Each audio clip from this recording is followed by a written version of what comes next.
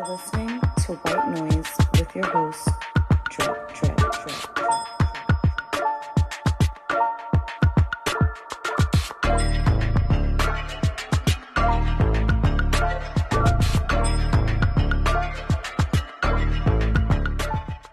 White Noise, year 2. We are back, episode 14. As always, I am your host, Davis, aka Drip, joined by producer khal, founder of Black Wrestling. White Noise?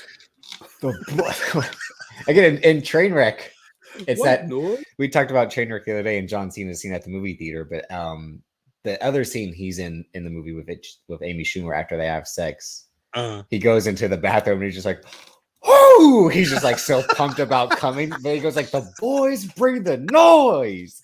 He's And, pumped about coming. Yeah, he's just like, "Oh, that was a good one." Yeah, he's just like, Cena's he's low key probably more underrated than I think people realize. He's a really good comedic actor that just doesn't get enough time to do it all the time. That's why when like the Suicide Squad was being made and James Gunn was already like, "I got a TV show planned for this guy," I'm like, that makes a shit ton of sense because I bet he killed it in this movie. Then when you watch the movie, he's phenomenal as Peacemaker. Again, like he may be my favorite part of that film. Yeah, definitely. And I do love Margot Robbie as Harley Quinn. That's the best performance as Harley Quinn that she's given is in that one. But Idris Elba was also good as they're back and forth. Everyone's good in it. But yeah, when my favorite scenes when Peacemaker and Bloodsport have their like kill off basically. They kill the most people at the same time, like all their gadgets. And I need to rewatch. I only watched that the one time I went to the IMAX screening. I need to throw it back. No, I probably turned I think the last time I saw part of it was when the fucking starfish was growing or whatever at the end. And I like the stuff that happened way early in the movie more than than the giant superhero set piece at the end. Yeah, it was cool, and she jumped. I enjoyed the whole thing. It's amazing, like they had to like kill a giant star, which is like, how are they going to be the ones to kill a giant star? They're not Superman. Power teamwork, man. Teamwork. But no, when they have like the whole back and forth, he's like, "Because it's dope as fuck," in front of like Idris Elba, and he's just like as he said in that behind the scenes feature, he's like, "What if Captain America was a dick?" That's what John Cena says. He's like, "That's the guy I'm playing in this movie." Like, right. Shit, is my internet going crazy? Shouts out to whoever made that Avengers meme pop. Every time I see Captain America look back at Tony, like, have you seen that? No, what are you talking about? There's the scene. Is it Avengers? Is it Age of Ultron? Whichever Avengers movie where they're watching like the shit with the Sokovia Accords or whatever, like watching all the destruction that the Avengers do. That's Captain America Civil War. Yeah. And Cap's like looking back at Tony, and Tony's like, because you posted the Anthony Mackie, the Anthony Mackie, because it was the Eminem clearance battle from 8 Mile. When your team watches you get bodied or something like that. Yeah, like, there's enough. He has a real good parent. They're like 2 or 3 more, and it's always like some scene they're watching, and they're just reacting. Every time Cap looks back at Tony, I cry. He's just so like, are you fucking kidding me? Like the look on his face, you can't even see it, but you know exactly what he's saying anyway. Sorry. Speaking of Robert Downey Jr., so this week, Warner Discovery officially announced that the streaming service will be called Max. So you and I have talked about this for the last couple months in terms of like how ridiculous this is. I don't know if I'm coming around to it, but keep going. So famously, when Banks and I started Pi, and we were like, the best subscription service out there is HBO Max. Mm-hmm. Like, I just thought it was good to instant, like, the library they had, and then all the original shows they were going to add. I'm like, this is better than Netflix, and it already has, like, the prestige of the HBO library and what they were going to be adding to it besides the Max originals. Then the Warner Discovery merger happens, and they're like, we're going to cut this, and that. We don't need any of this, and they're going to put their programming on there, and then the whole debate that you and I have had is, like, they don't think the HBO name has value or, like, it doesn't serve...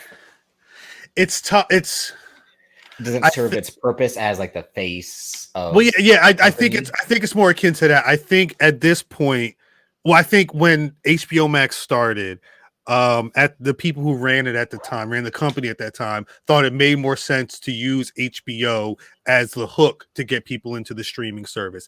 Now Warner Brothers Discovery, they seem like they want because they brought back the it's not TV, it's HBO. I think they want they want HBO. It's funny, but I think they want. Can you imagine like the audacity to be such a dickhead in the marketing department to be like, I got an idea how we separate ourselves from the other networks. They're TV, khal. But that was the old ad though. But I think the thing is everyone was like, fucking A, right? They are like, yeah, they're TV. We show tits and we cuss. Yeah, we do everything. But I think I don't know if they've not said it, but I wonder if they felt that the app may have diluted what they want the HBO brand to be. So I'm like, the more I was in particular, I was thinking about it, and I mean, and when you look at Max, they're really treating it as the play because now it's HBO, HGTV, Discovery,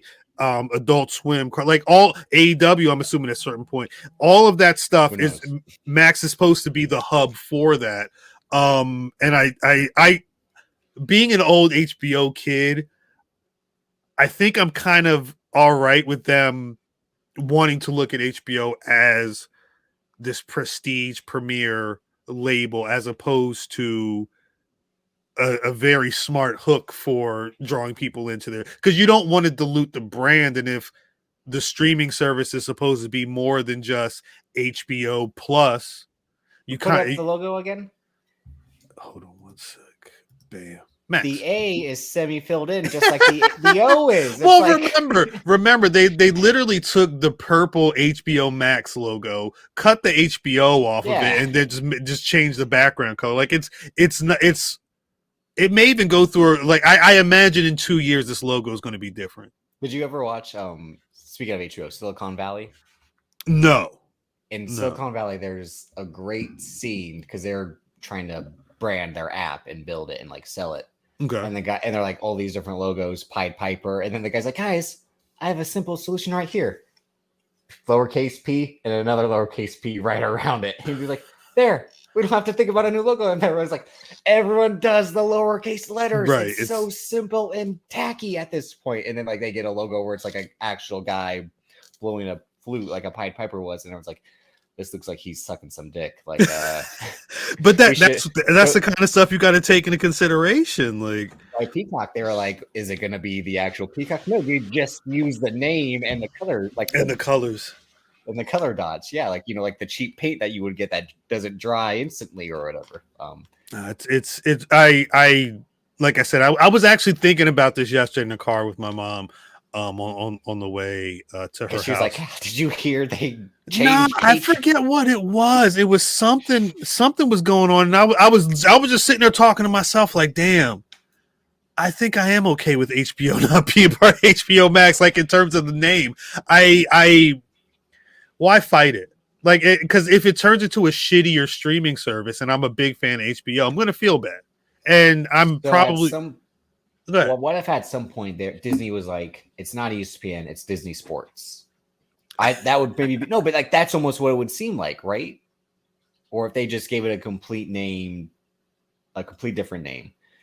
It's these things like when these brands kind of like usurp each other or eat each other out of the competition to like take their spot, but like we want to keep what you kind of had because that was working a little bit, like the Paramount Plus with Showtime aspect. It's like, just say it's Paramount Plus and you have all the Showtime shows. You don't have to do, at that point, you just might as well call yourself Viacom TV, like Viacom Network, something like that, which is. I mean, that's kind of, I think if they could have done it, if they could have done it again, they probably would have done that. I think it sucks when, let me backtrack. I think what we saw and what we continue is just like Andreas Hale said. Andreas Hale told a story. He posted a photo of him. It was J-Rock and Schoolboy Q at a UFC event, and they didn't really know who Schoolboy Q was. It was like a hassle to get all the tickets and stuff, right? I'm fast tracking this story. He was trying to get them to get a photo of Schoolboy Q. and J-Rock was there. He was like, make sure you get J-Rock too. And they're like, who's J-Rock? And he's like pointing to the monitor because J-Rock's song Win, Win, Win, Win was playing and the person's bobbing their head. You always need somebody black wherever you are because there's things that you will never touch on. And I think doubly, especially if you're old people in the C-suite, you need young people. You need young people who understand how these streaming services work. I don't think we would have been in this boat with HBO Max and Paramount if they had thought more about who is actually going to be consuming this first. There's not, Paramount's a thing. People aren't tied to Paramount and The Rock when it comes to CBS Viacom. It's just not what it is. They probably would have been better calling it MTV Plus or some shit like that, and Max TV or something like it's. You have to remember. That's why it was CBS All Access, and then that seems too like it feels old. Like no, who watches TV? Who's watching Paramount? Nobody knows what Paramount was until this thing came out, and it's still like that doesn't speak to CBS and MTV and Showtime. Like Paramount means nothing to those brands. Those brands feel much bigger than Paramount Pictures and all this other stuff. But just like you can tell when it was the older Hollywood thought in regards to selling this stuff. And I think now what we're seeing is, maybe the people who are a couple of floors down who are actually back and forth and have been not just following the trends, but actually actively using these services, they can get a better grip of what people are going to want and what voice we should use. And everybody's not there because MGM Plus is still on its way coming. Like we're not in the infancy, but we're entering the middle phase. It's going to be one of your favorite streaming apps is going to drop off at a certain point. At some point, there will be a Thanos type snap to eliminate the excess, so can all survive equally and more efficiently. Like Hulu will no longer exist because it will either become fully Disney's or fully Comcast, which is Peacock, Universal's. Like it'll be one or the other. And at some point, why keep Hulu separate when you can just charge $3 more to make Peacock more successful? Because it's going to have this whole library of shows and sports deals and all that. And that's like what you said about there always needs to be a black person or a young person in the room too. Like that's why HBO Max still made sense as the name, like because that still has cachet with people my age and younger, because that's the home of Game of Thrones and the Batman and all these other, existing IP that you want to keep mining. They just announced Harry Potter, the series, right, as part of the Max slate of like, here's what we got coming. So they did the movies and then they're just going to make a TV show out of the books that they already made movies for? A faithful adaptation is what they said when they dropped that trailer. Like, what does that mean? The movies weren't that faithful? I think it's because those books were so long and you can only tell so much in a movie that they really want to get into like the Game of Thrones, like every little detail about this person and that person. And again, what I told Dad is like, they want to get into like the cha-ching business of like, here's Harry Potter, here's hit for like 8 seasons because you can do a book. Well, they said 10 years, right? This series supposed to take place. I don't know if that's 10 seasons, but it said 10 years. It'll be a book a season at least, I think. It's 10 books? No, but there's the play that she wrote after the books, which is Harry Potter and his kids. Like he's grown and his kid is now gone to Hogwarts. There's a whole play about. Is that the play? That's the play that went on like 3 or 4 years after the movies ended, and that they never made into a movie with the original cast. And at that point, they probably will. I worked across the street from that play. The Cursed Child. Yeah. I believe so. I used to look at this fucking I wonder if I can look in my photos and see if it comes up, because the whole New York City, the building, it had like a Harry Potter thing on the side, but then on the roof it was like a wicker like nest with a child in it, and it was held up by sticks. It was some gigantic. You would go on one of our floors and see the shit. I'm trying to see if I can pull up a picture. And you'd be like, "What is this Harry Potter bullshit?" Yeah, you're not into Harry Potter, right? Well, I've never read a book. I never watched a film. But I remember when it opened, there were so many people outside, and I'm just like, yo, y'all, they your wife, your son, none of them into it. Oh, my son's fucked with Hunger Games. He's not really rocked with Harry Potter. And he's serious. I saw that there were new Hunger Games movies coming. He's like, yeah, Viola Davis will be in that movie. He's like, Pops, I'm like, I actually want you. I want to go see that. Damn, it's only part of it. This is like low key. Like you can see. Hold up, that part right there. That was where the little baby was. I'm trying to see if I can find like because it's massive on the side of the thing. But anyway, I'm not really into that. I feel like they could probably be doing more with their streaming service than they announced more Harry Potter, a second Game of Thrones spinoff, which is supposed to be more like of a buddy comedy type story where like a knight and his squire are on adventures. They announced this. That sounds awkward.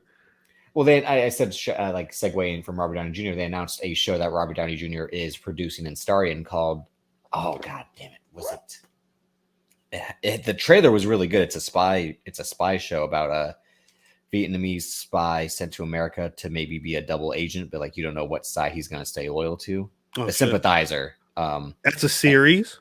Yeah, it's based off a book. Interesting. And Robert Downey Jr. has like 4 different characters. I don't know if he's playing 4 different characters or like this guy changes his look all the time. 4 different times. It's like a big thing, like his first kind of big thing since the Avengers, along with Oppenheimer, that he's starring in and producing. Right. But yeah, and they announced a few other things, but it's just like we're Max now, like HBO out of the picture. But it's like, and then everybody's in the picture though. And yeah, and the Harry Potter thing pisses me off because it's just like, I mean, they did Spider-Man right after Tobey Maguire's movies were done. They're like, let's get Andrew Garfield in here, and that's right. like it's all about making money is what it is. But to be like more faithful, like you said, like the books, so the movies weren't faithful. Like, so what are we saying? It's an odd thing to say when there's been like 15 movies that have already came out, but and that I'm assuming Homegirl just gets paid for that. Yeah, definitely. Like I'm not saying that it's her stuff, but unless they bought her out completely, but no, I think they it's interesting. She created Wizarding World, the like production banner after. I think I'm more surprised that in 2023. Maybe I shouldn't be surprised, but a major entertainment company is willing to just be like, oh yeah, I understand how you've been moving and how people aren't rocking with you for the most part anymore. How we cover WWE on a weekly basis. Yeah, and guess what? They about to go private. Like this is there's a reason why they're looking to get like one particular deal so they can keep business as usual. But you know, I'm not going to be watching it, so it's really none of my business. I mean, HBO, it'll still exist, but just the streaming services being called Max is the only, like, they're not going to shut down the channel HBO, at least for now, hopefully. Although I think the price, if you want like the best deal, the price goes up or whatever. Like, of course it does. I think the highest tier right now is $15. Yeah. And I think for Max, that's going to be the middle tier. That's like the it's no ads, but I think you get a limited amount of simultaneous streams, and I think it may not even be 4K. I think the $20 one's the one where it's like 4K streaming, up to 4 simultaneous streams and whatever else. At that point, you got to give me Succession on Sunday morning, not Sunday night. Like, no facts. Yeah, especially last Sundays. Do you want to talk about it? I mean, I can only talk about so much because yesterday I did. Oh, you saw today's? I watched it already. I had the screen. I was like, you know what, let me watch this. And okay, so we'll save it then. If you're saying tonight's no. I mean, if you want to talk, we can. Well, now let's see what tonight's is because tonight has to deal again with the actions of last week. So yeah. Well, and that's the other. What I'll say about last week's is I hated it as an episode of TV. What? But it made so much sense story-wise. Wait, so like... I just thought them on a phone for 30 minutes was kind of eh. That was what they were... Have you read anything about what they were going for? No, but I'm saying that's what I know they were going for, is like in that moment, how would they react and deal with everything and all that. But it just was that thing where like, I love that they did it subtly too. Like you see him, and then something happens, so it's like, oh shit. I saw people back and forth on how much they showed you and didn't show you. I think they actually I thought, being the pro wrestling fan that I am, I thought it was a work up until they showed the overhead shot of him getting the chest compressions. No, I was like, even then I'm like, is this a bit still? Like that's I thought he was gonna pop up like, what the fuck are they saying about me? Like I swore it was some bullshit. When Tom calls him, I'm like, he's gonna be like on the other, he's gonna pick up for like, gotcha now, fuckers. Like yeah. Like I got him on the line, boss, or whatever you're gonna say. Because I'm like, and that's why I hate being a wrestling fan, because everything has to be a work, right? And we'll get to CM Punk a little bit later. Not too much. I thought Logan Roy was working the entire famay. But what did I say on last week's episode? I'm like, Brian Cox gunning for that best actor Emmy. He look, it's him. It's probably no, he's out, Cal. He's out. You don't. What if they nominate an episode? Do you think he had a performance this season that would have been like maybe the first episode? Everyone loves that second episode. Yeah, that was a good one. And he was doing a lot. He was moving around a lot. Well, because the last 10 minutes when they're all in the karaoke room. But even because wasn't that when he was at ATN? Yeah, exactly. Yeah, but I love the first one more when he's with the bodyguard, be like, "You're my pal, Colin." Yeah. You wrote an amazing rankings of who had the most to gain. This season is going to be. Who had heard her stunned, smiled look. What they say, look like she caught a foul ball in Yankee Stadium. Like she was. He's like, she just caught a foul ball at Yankee Stadium. She won't stop fucking smiling. Like she was like when she walked in, and because you could tell she was very shocked, and I'm assuming that's how she deals. Again, I because I've seen tonight's episode, I feel like I'm going to say something I can't say. But Barry returns tonight as well. I'm behind on Barry. I got to catch up. I've been re-binging Barry to try to get caught up, hopefully by episode 3 or 4 of this season to watch it as it ends. Because I binged all of season 1 yesterday, and I'm on season 2 today. Not just I had seen them, I didn't see season 3 at all, but I just wanted a great show again, Bill Hader, because I just listened to 2 podcasts that Bill Hader did when the first and second season were released, and his whole process about that show. Damn, that's what I should have did this weekend was binge season 3. Watch Barry. Oh, okay. It's just that you're better off doing it for the next 2 weeks, so that way you can just have the first 2 to go and then get ready for it. That's what I did with House of the Dragon. They're still half hours, right? Yeah. It's not going to be that hard of a binge. Again, like I spent all of yesterday. This week, yeah. I spent all yesterday catching up. Well, the first half of the day catching up on The Mandalorian finally, and that I do think it's a weaker season, but it's not been as bad as everyone has said it's been. That's kind of what I've heard. That it's just so more watered down and not right. Strong. What's good about season 3 is really good, but the writing or whatever hasn't been as good as previous seasons. But I mean, it also sounds like Andor is low key one of the better ones, and sadly, that's next year. That's like next summer or something like that. And all these other shows that we kind of talked about last week when Celebration was going on, Skeleton Crew, The Acolyte are supposed to be big and ambitious as well. Interesting. But no, that would have been a good subway, because again, A24 basically is the House of Horror. We talked about Beau's Afraid and Off-White. Yeah, I sent you the Talk to Me trailer. And what? Oh yeah, I did. Matter of fact, I didn't comment on that because I sent it. You sent it to me, and you said creepy. I said, well, because it was right up my homie Damien's alley, and I had sent it to him. He's like, "Oh, I fucks with it. That looks ill. Talk to Me looks dope." So I found out about this by listening to The Big Picture, and it was crazy because I think the article first, and then listened to an episode about it on The Big Picture. But the guys that made it are these YouTubers, Raka Raka, the Filippo brothers, and I used to watch their videos. They had the famous like Ronald McDonald goes on a killing spree YouTube videos. If you've ever seen that, that's Skin and Marink. That movie that came out early this year is a similar situation where I believe it was a YouTube film, or a person on YouTube that uploaded a film, and then they were able to turn into a feature. But these guys are so over the top. They did like Halo versus Call of Duty, Star Wars versus Harry Potter. Funny enough, like they do the cheap graphics that actually kind of look amazing for YouTubers and these crazy over the top stunts. Mm-hmm. And you can kind of tell like they had like these big ambitious ideas for YouTubers. And I think I kind of stopped watching it as soon as they seemed like they were getting involved with Logan Paul. Funny enough, this was a few years ago. Been there. But they're thinking like, yeah, like the Ronald McDonald being like a serial killer thing is so creepy. Like it makes sense that they'd make this horror movie, and this horror movie like having access to the underworld and all that. Like, right. It is. I don't know if I'll see this in the theater or not, just because I kind of I am precious with my time at the theaters sometimes. I understand. But I mean, it's A24 horror, but so is Bo's Afraid. And I said 3 hours. This probably might be like 90 minutes. So it's like maybe. Oh, yeah, no. If this is over an hour, 40 minutes, I'd be very surprised. And then all the creepy stuff at the end of the trailer, just like, what the fuck?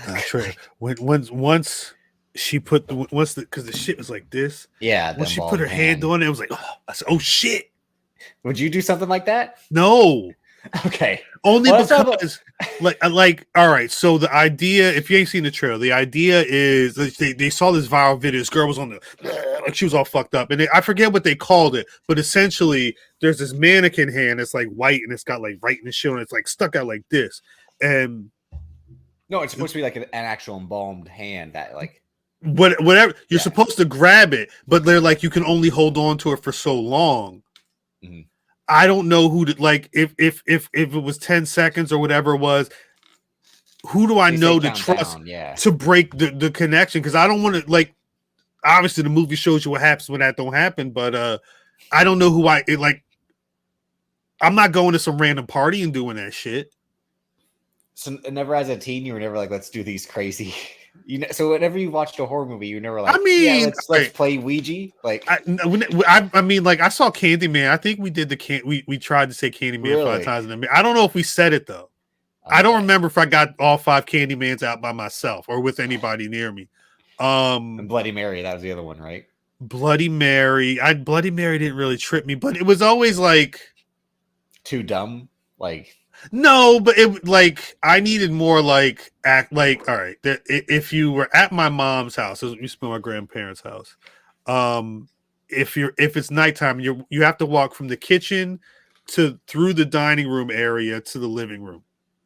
But if the lights are off, especially at nighttime, so you would do the walk in the dark. The area under the dining room table is like pitch fucking black, and there's like chairs, so you could walk by and think like somebody's gonna reach their hand out. Like that's the type of shit that would freak me out. So you gotta do like this, like the scatter run, like like just make sure I get to the steps because once I get up the steps, I can run, and my room's right there. But I never like.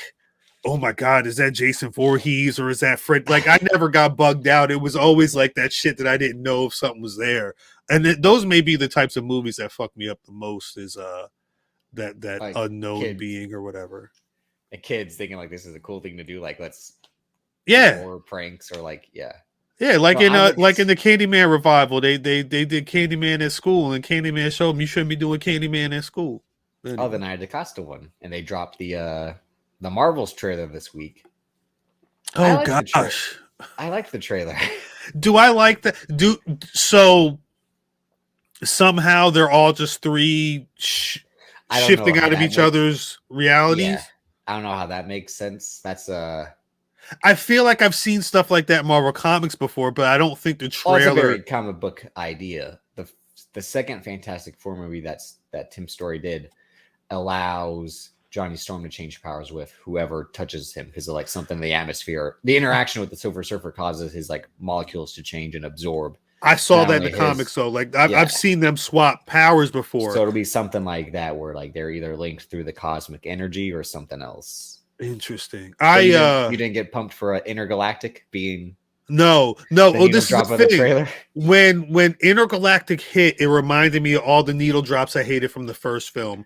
It also reminded me. I'm like, I don't like. I saw Captain Marvel, and I believe she was in Endgame. I don't really feel like I'm not connected with Captain Marvel at all. When I saw her walking around the film, I'm like, ugh, again, because like I want to see Kamala.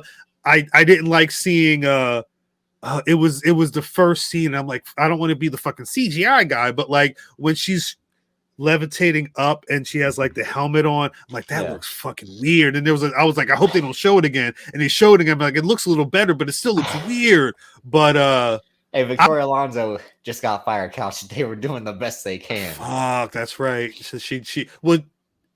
I still don't know what's going on with that scenario in terms of. No, yeah, I feel like there was one story and it changed like a couple times. Yeah, but in terms of like the CGI has been fucked and they know it's a problem. Their whole thing is an ongoing problem. He's like, don't worry, we're working on it. Like, let us tell these well, because they got to get through these stories to get to where they want to go. Well, not only like the CGI is the last of their problems, because unfortunately, was it 2 weeks ago we talked about a certain actor who might never come back to these films, and that's still something that I have no idea what's the status of that. I'm not going to mention the name of the podcast or the person that dropped this news, and I'm not saying it's true or not true, but it's like it's interesting what can pass for like insight. So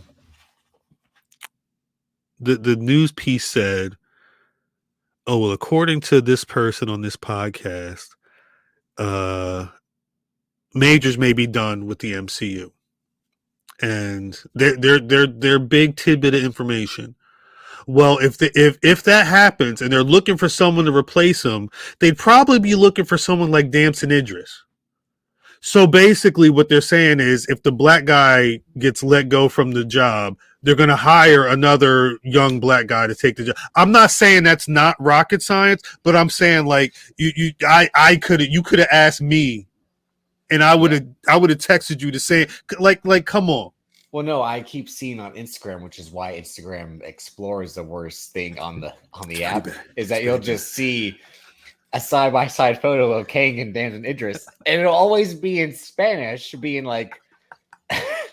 Damson Idris came, and I'm like, are they saying he's next up, or like you never know? That's like, why you can't believe any of them. Damson Idris is gonna, all right, Reed Richards. What you got? Reed? He went from Reed Thompson to Reed Richards. Is that what you're saying? Like, come on, this shit is weird. I don't. In the land of what's that kid's name? What's the Flash's name? Oh, Ezra Miller. In the Ezra Miller era. Jonathan Majors might be able to still be Kang, unless they go to trial. And at the moment with it, in terms of like, is that a possibility?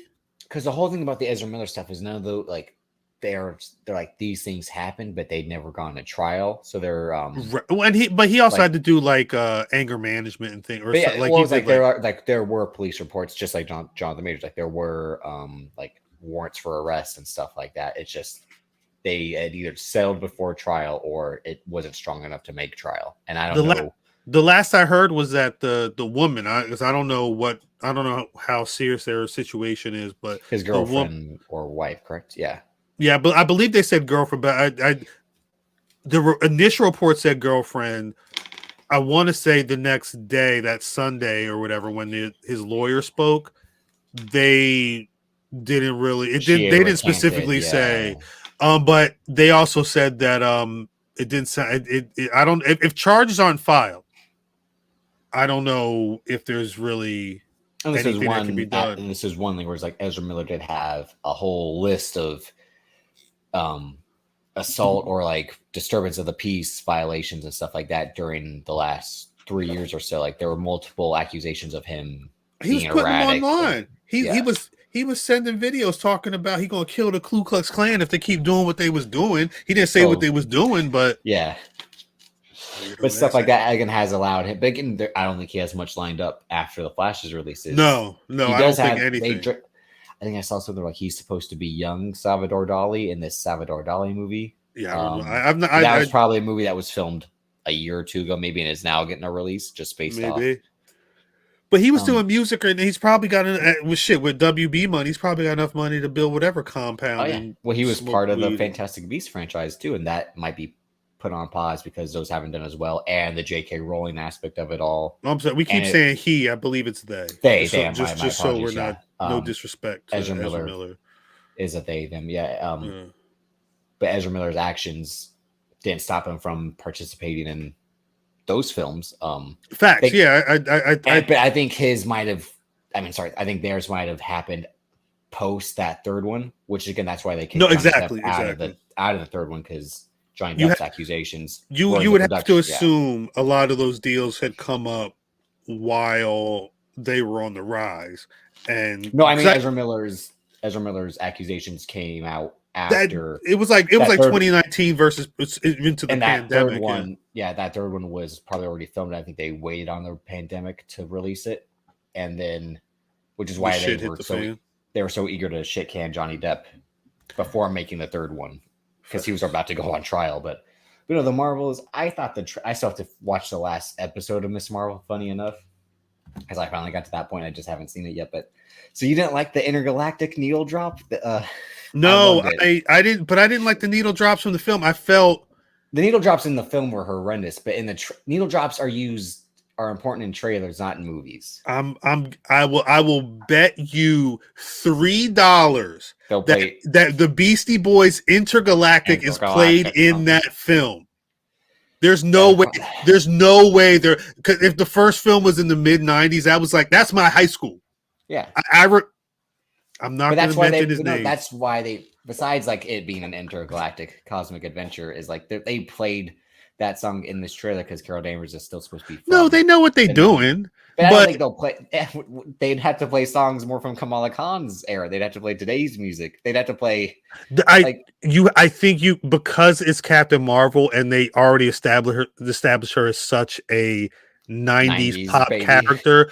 Even if there's like other music in there, Monica may have Kendrick Lamar. I don't know, but Carol Danvers is going to have some 90s hits, and the Beastie Boys Intergalactic in this film where they're flying through space, it feels like there's a reason why that was one of the things. And I was like, ugh. It was a very I'm just a girl while she's fighting everybody moment for me. That was too on the nose.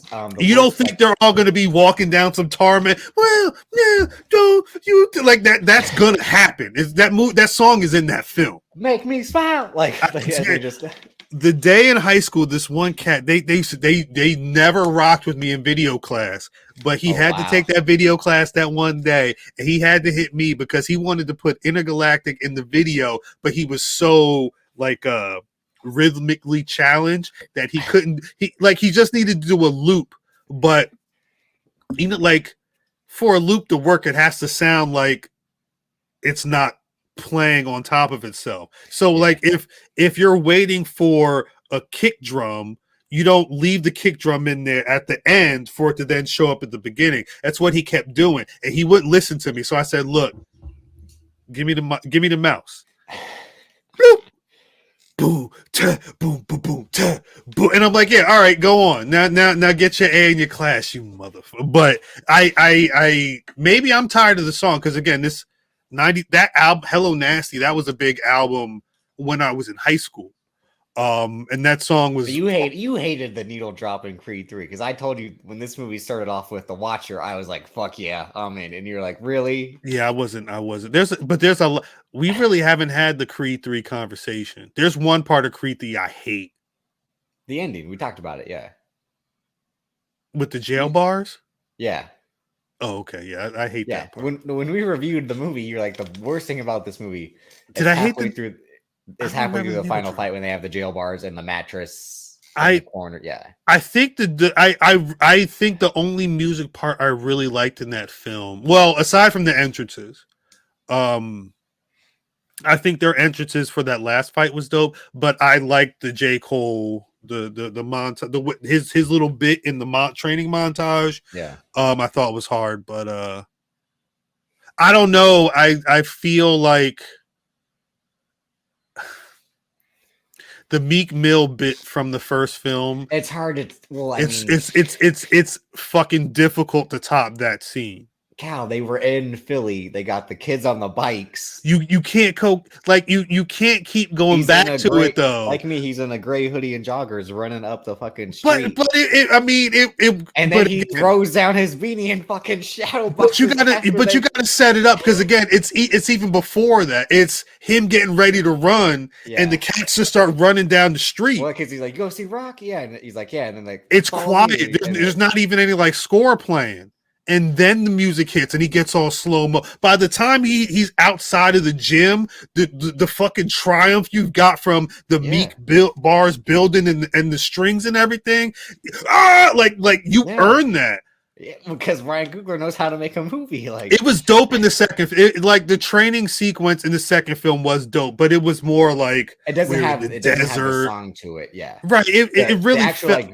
The actual filmmaking of it is amazing because also Michael B. Jordan, I said this at the time when we did Creed 2 on Movies Film Cinema, was like that same summer Tom Cruise had Mission Impossible Fallout and had a long running scene, and but like famously he broke his ankle on that scene. Mm-hmm. And I don't know, Michael B. Jordan's like, I got something to prove. I'm gonna outrun this Mustang on this strip of highway in the fucking heat. Just go like, and it's just a long continuous, and it zooms in closer as like he continues to run.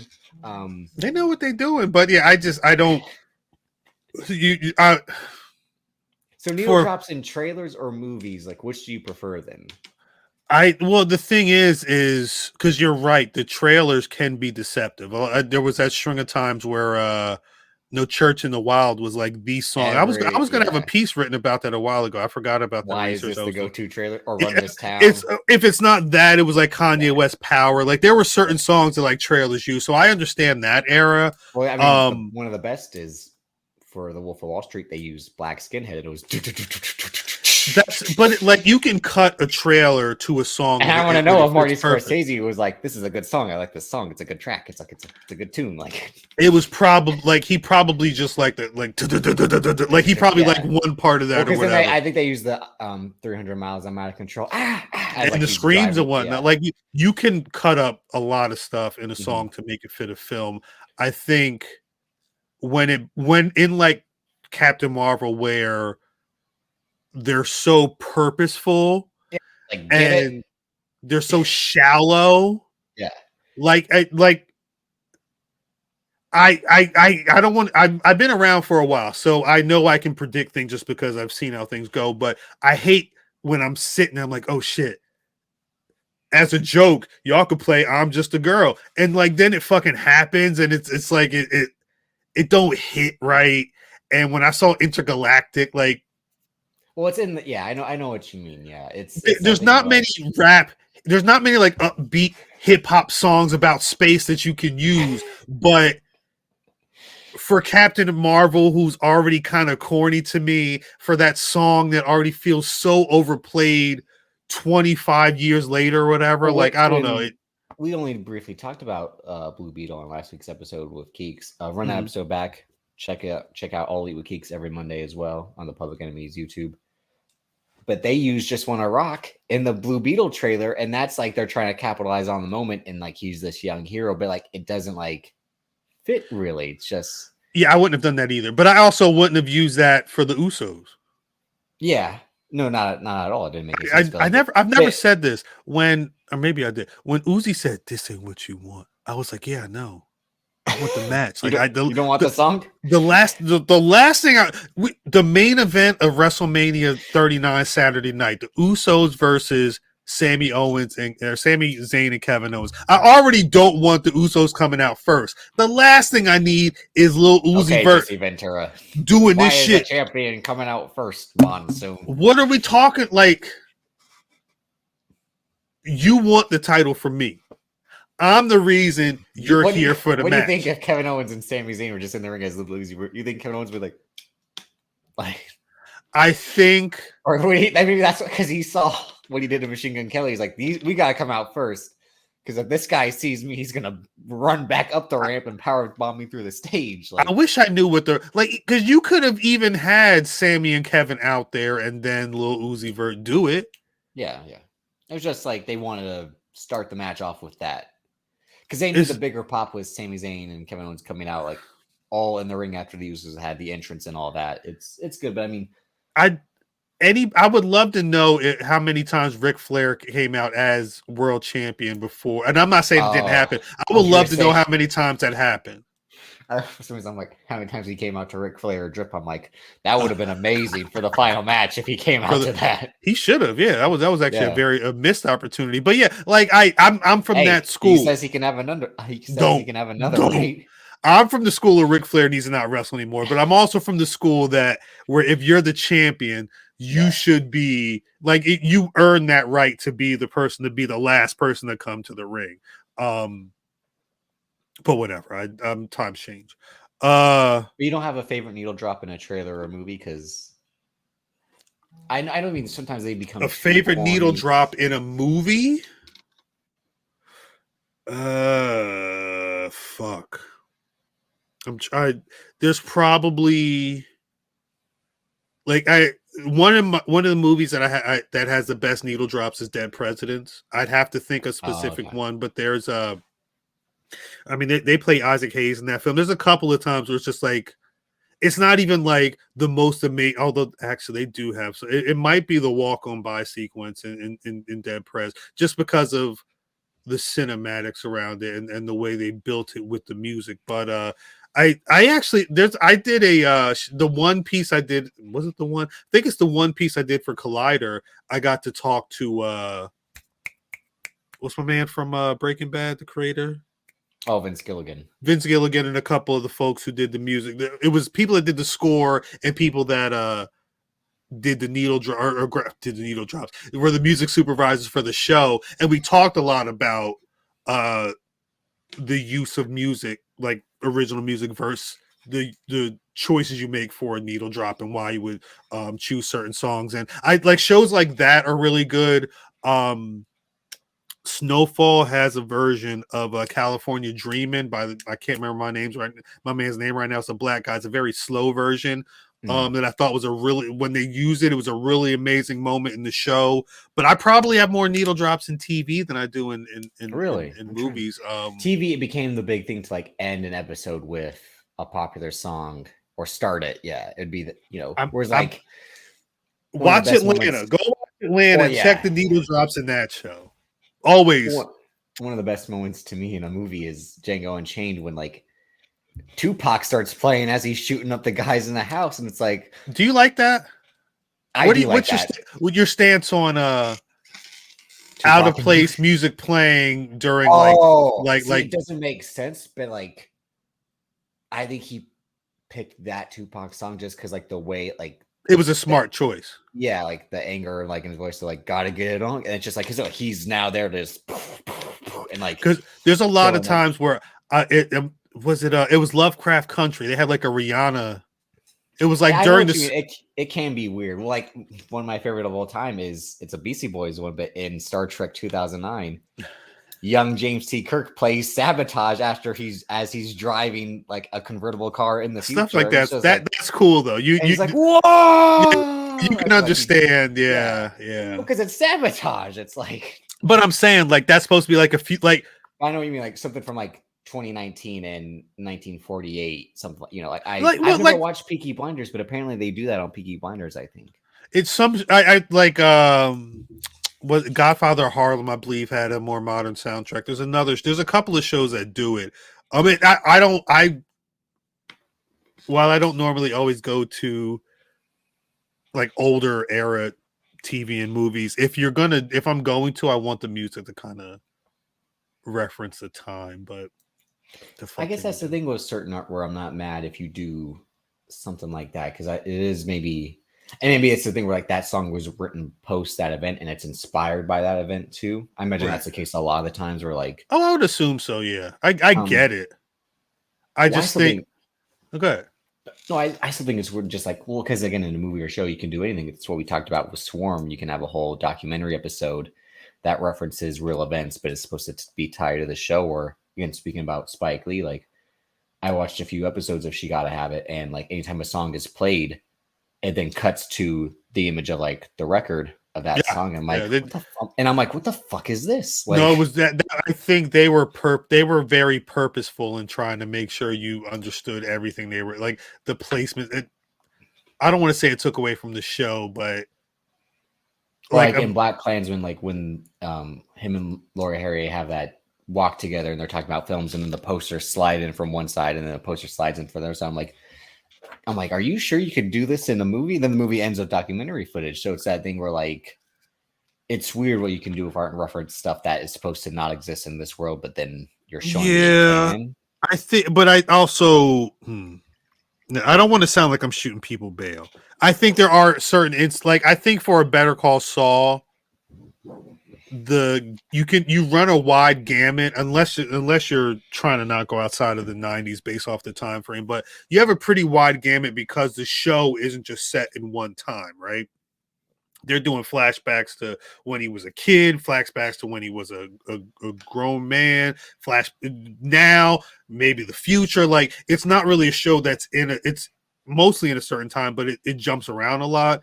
So I don't really expect a show like that to hold a structure in terms of a sound. Like, it's more of a vibe. And if some flamenco tune is a vibe this week, and next week it's like the banjo duel or whatever, like whatever makes sense. So that's why it works for Tarantino movies and me, like, exactly. In my opinion, because he's drawing from so much. Well, it's like, it's my own world. We're like, but even still, because remember, Kill Bill was a Western, kung fu with all like at that point with anime, yeah. But at that point, you're blending so many genres that you can kind of, like, people understand that it's, I don't want to say it's cut and paste, but it's really much more of a bigger mashup than I'm making a Western film or I'm making a kung fu film, which may have more rigid guidelines to it sonically and how it may, be presented on screen.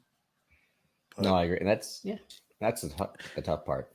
And I guess maybe the Marvels, but the one question, I can't tell if they're going through time as well as space. So that's what I was confused by too. But it's like, well, no, because Carol Danvers still exists in the modern day, and like big thing, like she can't age because she's an alien now, or like she's so super powered she won't. Yeah, I mean, the when of it, we don't know when. It seems like it is more like the modern day of the MCU, which is 2020. I think they did catch up to 2023 right now. That's what they're supposed to be in. No, yeah, but because it'll take place after Secret Invasion, because that's before it in the summer, and they push the Marvels to the fall. Wait. This comes out after Secret Invasion? It was supposed to come out around the same time, I think, and then they realized that I didn't check the date at all at the end of that trailer. I must have got mad at it said like November, I think is November. I thought that was originally going to be like August or something. It was super quick. Like, I think they realized it was the same time as Secret Invasion because they didn't date that. But that's okay, because I knew I wasn't crazy. But I just got to check November 10th. Yeah. What was the original date? Was it July? No, because they were probably already been like, July's too crazy. I feel I may be tripping. I feel like there was a date, post-production, release. Okay, it was previously scheduled. It was one of those. It was previously scheduled for July 8th. 2022, November 11th, 2022, February 17th, 2023, and July 28th, 2023. And now it's coming out November 10th. Well, July, as we just said, like, has Mission Impossible, right? Barbie, Oppenheimer, and everything and there's a lot of stuff in June before it that still might be lingering around. But this is the fifth time, but you got to realize, like, a lot of these pushbacks started early pandemic because it was because other films had to get shifted too. So no, it makes sense, but I forgot that this was a 5 release date banger. Anyway, what else we got, Drip? I can't. Well, do you want to get to the no, we should White part we of White should Noise? Get to the Jay White and the Bullet Club of it all. I mean, so we talked about it last week, how all of a sudden David Finley has deemed himself the leader of the Bullet Club, and I said, this is a practice squad guy coming and saying he's now the starting quarterback for the Eagles or anything like that, which is insane because Jay White on this week's Dynamite says he and Juice Robinson are still Bullet Club. They are Bullet Club Gold. They do this. They do, this, gun in the air, forearm to forearm together. Yeah. I saw that. I peeped that. And Juice has got. I saw a tweet that Juice got suspended. Seemed like from New Japan. That storyline for this. Yeah, attacking Fred Rosser before their match yesterday. Fred coming up though. Fred about to go for the title and everything. Well, he was the champion before that, the New Japan Strong Champion. Oh, that's right. Yeah, his ear got. They said it was like 10 stitches for his ear or some shit like that. But anyway. But Jay White and Juice Robinson seem like they'll be running Bullet Club in AEW. But David Finlay says only his version of Bullet Club exists, and that's Bullet Club in New Japan. They kicked out El Phantasmo, ELP, who was kind of like a Jay White guy in terms of like loyal to him and all that. Sense. And then yesterday they announced Clark Connors. That guy looks like Jay White. And you said so. Did you have an image to put up? Because let me find it. I saw the video and he looks just like him.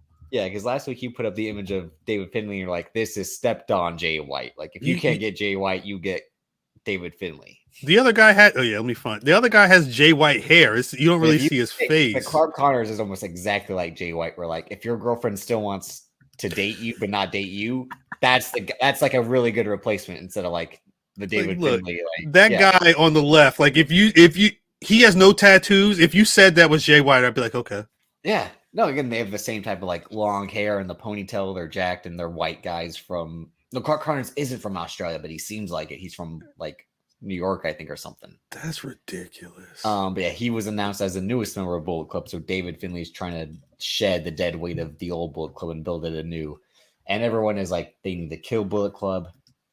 May marks 10 years of Bullet Club. Oh, really? How long can this keep going? And I don't. Said, can they stop it? I mean, yes and no. He kind of don't look like Jay White, but no. If AI created Jay White, he's AI Jay White. That's the name of the episode. AI Jay White. I'm sorry. That's funny though. No, that is good. But it's like, it's close enough. Whereas like David, it's Finlay literally close enough. Yeah. David Finlay would be like, the fucked up machine made this one.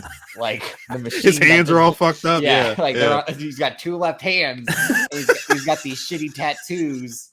Like AI Jay White is amazing. No, it's just like that's funny. Like, David Finlay cut this whole promo yesterday, and I couldn't even watch it because I was just like, no one believes you, man. Like, no, the whole point of this is, and that's why it's so bad. Everyone's saying, like, no one believed Kenny Omega. No one believed Jay White when they took over. I'm like, Kenny Omega was still a spectacular wrestler in the junior division, and he was making his ascent to the heavyweight. Jay White had already beaten Kenny Omega. He had just beaten Okada and Tanahashi, and New Japan was kind of saying, like, this is our next Gaijin to lead the company. Everyone thought it would be in chaos at the moment, but he kind of seemed like he didn't want to join the baby faces. He wanted to be the leader of the heels. So he linked up with Bullet Club. And once the Elite were kind of making their way out of Bullet Club anyway and starting their own faction of just being the Elite, and Bullet Club is no longer, involved with them. Jay White took that over. That's why it was like Hangman Page, the redacted villain Marty Scurll, Cody Rhodes, the Young Bucks, Kenny Omega, they were the Elite, along with like Flip Gordon too, I think. And everyone else that were associates were still Bullet Club. But Jay White has since left New Japan, as we talked about for the last couple of weeks, and is now in AEW.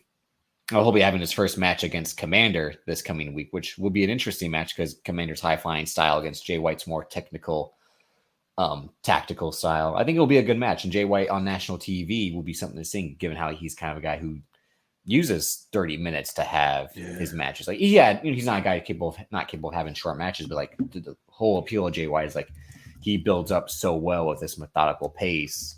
How can he do it on TV and against someone of that caliber? So I think it's also good test for himself too, especially with this kind of roster. Because New Japan became so rigid with heavyweights and junior heavyweights that he didn't get to face Will Ospreay until Will Ospreay was junior champion, and they had the IWGP heavyweight versus junior weight champion. And then when Will Ospreay made his ascent to the heavyweight, that's when you can face him again.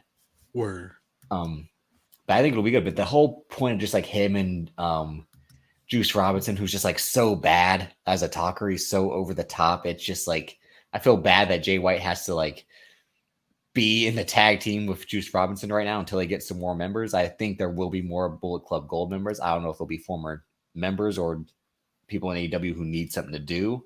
I'd like to see something like that where like Yeah. I can't think of someone at the moment. But I'd much rather see Powerhouse Hobbs be Bullet Club Gold than this QTV bullshit. How about that? I'm sorry. I've been trying to figure out the whole. All right. Let me tell you how my rabbit hole started. I wanted to see if Jay White and Commander were. You said 30 minutes. I was going to see if they were going to be the main event for the show. It's not a full card right now.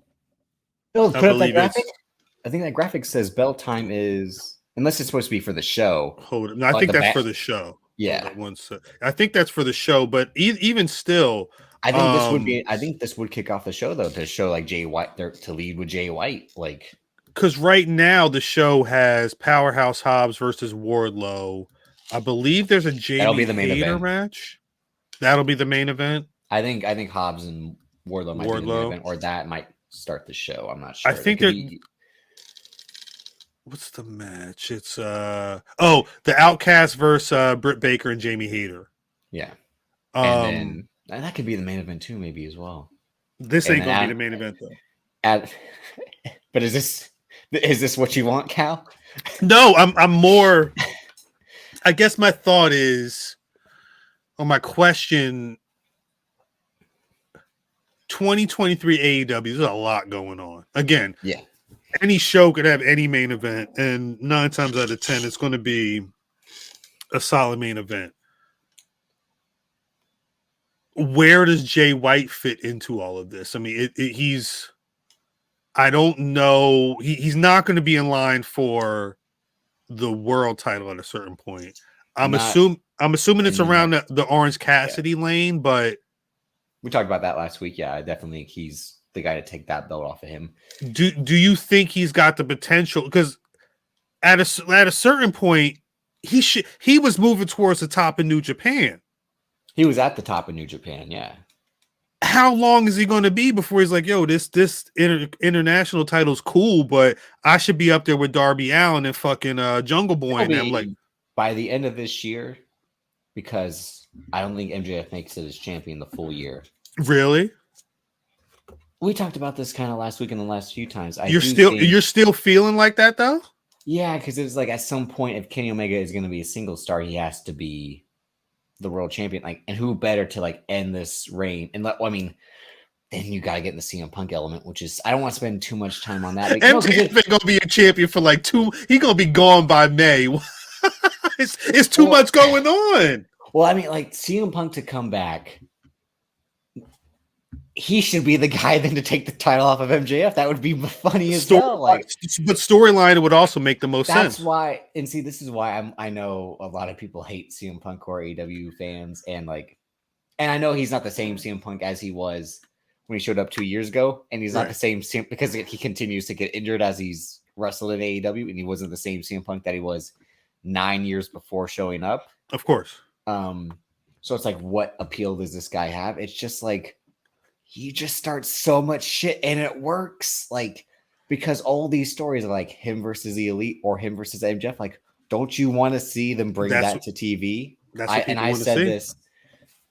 I think I said this on BRP, on Black Wrestling Proper, that you only really, or maybe it was to a coworker of mine I worked at. Like, CM Punk is the only person that pulls off the real in wrestling. Like MJF pulling off the real. It's like Matt says, it's too forced, it's too corny, it doesn't work. Sometimes Eddie Kingston being that baby face of like, cheer for me with my story, like doesn't work for me either. Of like, I battled demons. Eddie Kingston's close though. He's good with telling that story that feels real. But CM Punk being that guy of like, you know why I'm not champion?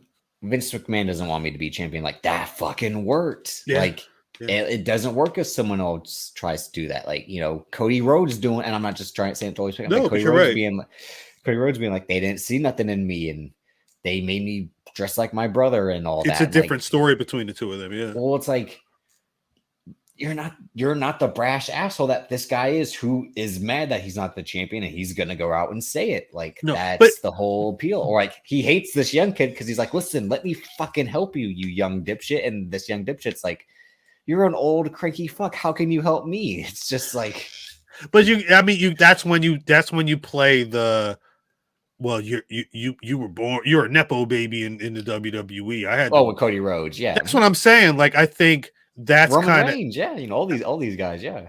I wonder if it's funny to see Bret Hart be the guy in his corner, but like I wonder if that's where a lot of it comes from. The fact that what do you mean it's funny? It's the most accurate thing in terms of like a Bret Hart of this generation in terms of like no, but I'm not convinced if entitled and bitter. No, but I'm saying like is Bret a fan of his because he sees himself in CM Punk, or is Bret a fan of his because CM Punk has been loud and proud one of the biggest Bret Hart fans? Like I feel like if I talked every week about being a Bret Hart fan, at some point Bret would tweet me.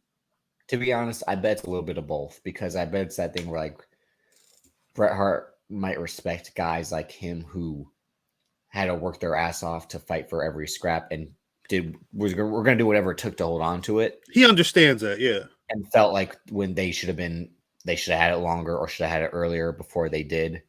And now when it's their chance, you want to take it from them instantly. That thing of like, why? So you can give it on a Diesel who's not going to do shit. Like that was right. Bret Hart's whole thing. Is like, you want to make this guy champ. He can't even draw a crowd. And like, he's bigger than me. That's it. Yeah. He's like, why this guy? And that was the whole thing with Shawn Michaels, is like, well, he can actually hang in the ring and he's got a good look too. And he's just as over and away. Like, and makes sense. CM Punk didn't have that. CM Punk had John Cena, who again wasn't the worker he was yet, but like the kids loved him, the women loved him, but like the guys that all hated John Cena loved CM Punk. So it's that flip side of CM Punk showing up in AEW now, though, as the guy who tried to, I guess, burn this company down. But he was supposed to be their friend. Like he was supposed to be the guy who understood him. But he was the savior. They did the best they did last year when he was involved on TV and that pay-per-views. He's lucky that happened. Yeah, because he can say like the highest grossing pay-per-views and highest rated shows are me. That was all me, yeah. And and if they're stupid enough to say we don't want you to be a part of it, and you want to keep treading water and fight to survive, because his argument's going to be like this. I told this to someone yesterday. His argument's going to be like, "Am I sorry? Yes. Am I sorry? No." Right. He's going to say, he's like, "I'm sorry it happened, but I'm not sorry it happened. Not sorry. Because I was in the wrong and so were you." And then he's like, and he'll say, "But you need to smarten the fuck up if you want to beat these guys." That's how the game's played. He's like, "This is business." He said that all out. This is a business, right? Like, are you not here to make money? Are you not here to do rings? Are you not here to be passionate about your work? Like, do I need to rewatch his scrum? Like, is there? Am I going to have fresh eyes if I rewatch what he was, aside from the type? But the whole thing is like, he, as I always say, this is why I root for him, because he's such a contradiction of himself. It's like the guy who hated wrestling and who was so burnt out because he was injured, got injured 2 times in 1 year, and is still like, I think I might come back. It's like your body's saying you can't, pal. Like, and I mean, it makes, if he can pull off 4 or 5 more matches, if him and Kenny Omega can have a match, Kenny can carry him. If him and MJF can have a match, they can. MJF is the first few matches they had, they were what they were anyway. If him and the FTR versus the Elite have a match, that's like that 6-man you can hide. Well, let's see. So because like FTR versus the Elite was FTR CM Punk versus the Elite feels like that could be the first match. Yes. At some point, him and Moxley are probably going to have a match. There's talk of a Punk Jericho match. That's like something that they're trying to get done if Jericho's down with it. You mentioned Punk MJF. Mm-hmm. Possibly the person for the title. What else is like? He's gonna have to get beat for the title. I don't know if that's a Kenny Omega or who. You can't you can't give him the title again. Given it's cursed. It's cursed when it's on him. He gets injured and it like history has now shown he can't be champion. Why is he coming back? Like, what do we do? He's going to get injured if he's a champion. We don't know if anybody really wants to work with him because of the way it happened fucking last year. Like, what are we doing? Or that they have to build a whole I mean, I don't know if that report's valid at all. I don't think from what Meltzer said, he heard about reports of a Saturday show before without having anything to do with Punk. I feel like that feels very convenient, especially with the talk of people may not want to work with Punk while there's talk of him trying to figure it out. The Friday show barely matters. Why are you going to give him a Saturday show for 2 hours? Like, give him the Friday show again, like you did when he showed up, because that's was for 4 months was CM Punk. But the other thing you have to remember, Drip, just like we were talking about, because this is all under the same umbrella at a certain Funny point. Enough, David Zasloff and CM Punk are causing all the fucking chaos. Because think about this. So outside of all of this that's going on inside AEW, at a certain point, Tony Khan, as the representative of AEW, has his own conversations with Warner Brothers in terms of, well, here's how your ratings have been on TNT and TBS. Here's how your pay-per-views have been. What do you see for ROH? You maybe we'll get, like, there's all these conversations that are going on. And I think it makes sense to send him there too. If he wants to be on national TV, then like.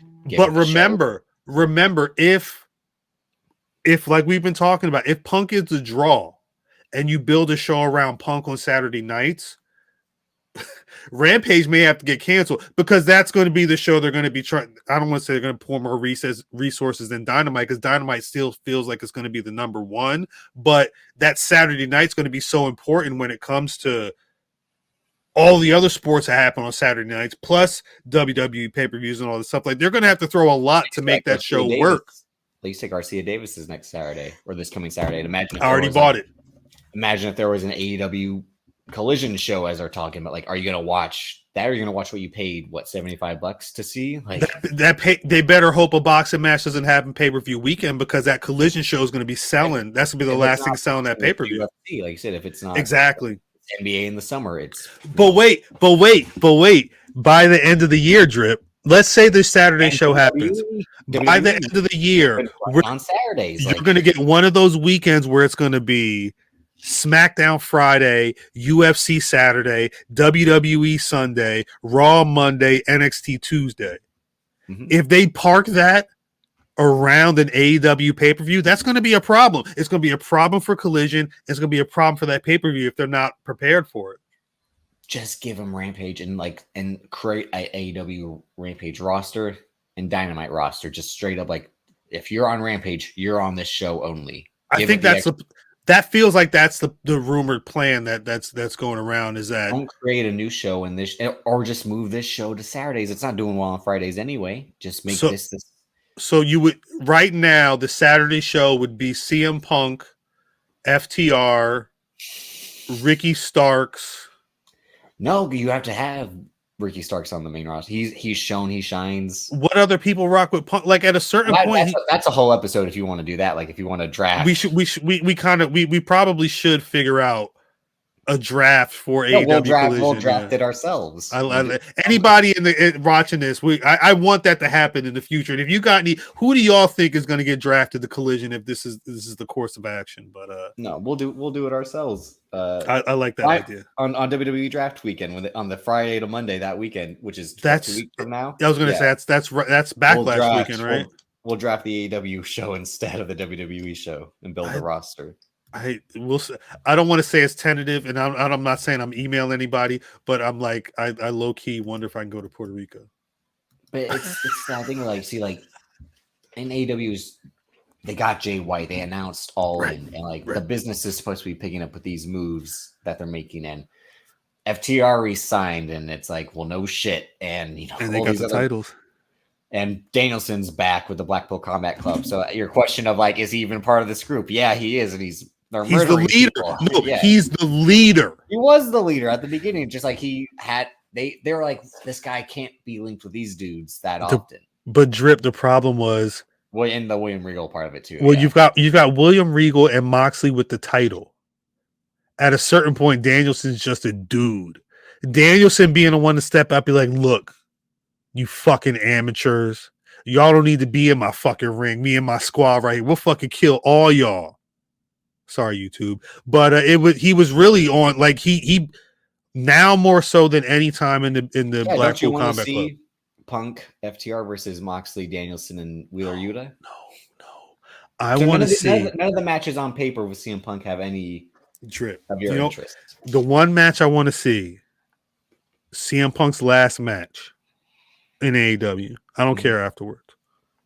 CM Punk, Bryan Danielson. Loser leaves AEW. And I need that thing to finish with the fucking gentrification stomp. He just stomping on that motherfucker head and neck, and Punk can't respond. His arm goes limp for 3 times, and that's it. Send him out as a hero. Do it in Chicago. Or if you don't want to do that, I would appreciate. What did I see? I saw. He sent him to New Japan. He can lead the Bullet Club. He'd be perfect for it, to be honest. No, but what video did I see? It was some black dude. And no, it was an Asian woman. I've been watching a lot of fight shit on Instagram. Homegirl went into the match. She crawled in like a ape. She was on her knuckles and shit. Oh, not that. No. She was on her knuckles and shit. They started. They must have been. She might have been like 14, 13 years old. She grabbed that little white girl. Didn't know what was going on. She grabbed her and like put her in some fucking move. And like, you know, like she had her like a pinning combination, like a crucifix type situation. But when she came up, she pulled out that elbow. Buy it. It was a wrap. I need Danielson to take Punk out like that. Leave that man in the heat. People clap or whatever, and get him out of here. Pack him up, send him right back to Chicago. Just clap for me, bitch. I'm saying, like, at what are we doing? He can't be a champion. You said it was cursed. There's like it's about this many matches that he's got left. Well, no, this is why it'd be smart to just give him Rampage, give him the TNT title. That's a Rampage exclusive because it should be on. Because the stupidest thing, and I've always agreed with this argument, and people who hate AEW are smart to point this out, is that the TBS champion is on TNT. Don't make sense. And the TNT champion is on TBS. Don't make sense. So give Rampage the women's title and the trios titles and the TNT title, and then Dynamite can have TBS, world title, and the tag titles. Yeah, we'll do this in 2 weeks, and we'll map this out. And I like this. I like this draft idea. The fact that they're like, you got to build another show for this guy. No one wants to work with him, or only 10 people want to work with him, and you just bring in the Willie Max, the Brian Cages, the Shane Taylors of the world to like.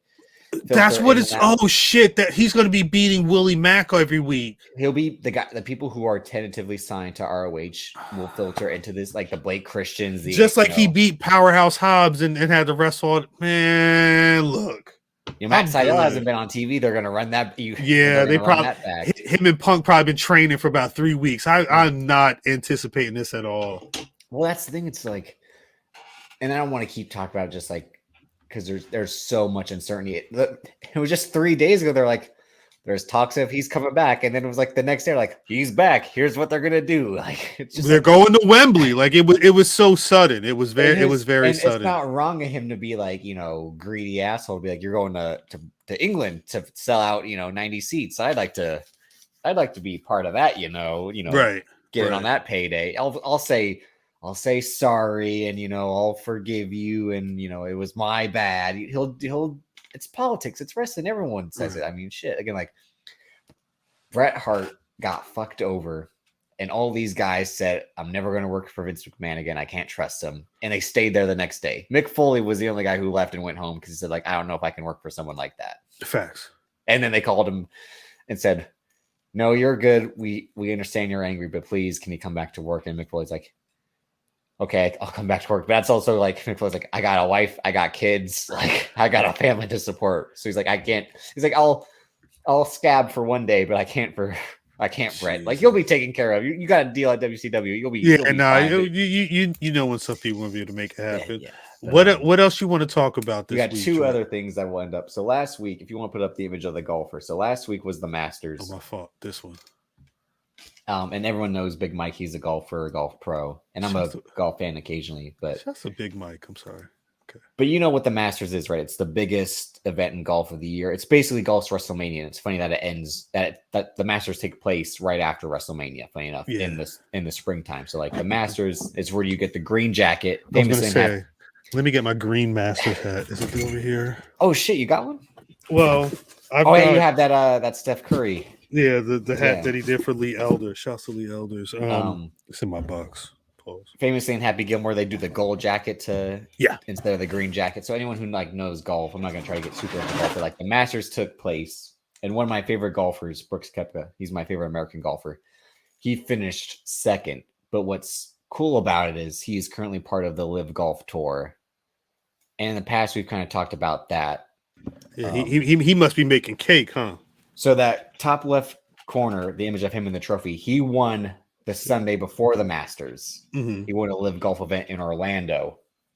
And famously, Live Golf is the golf tour backed by Saudi Arabia. It's Saudi owned. You watching them on the CW? I have watched him on the CW, yeah. Not during WrestleMania weekend when he won that event. Okay. Because we were out about, but my birthday weekend was the first event they had in Saudi, on the CW, and I watched it, yeah. Mm. But Brooks Koepka won one Sunday, and then the following Sunday he could have won the Masters. He could have won a Live event and the Masters in a span of 7 days. That's crazy. That's him with the blonde hair down there? Yeah, which we'll get to in a minute, but okay.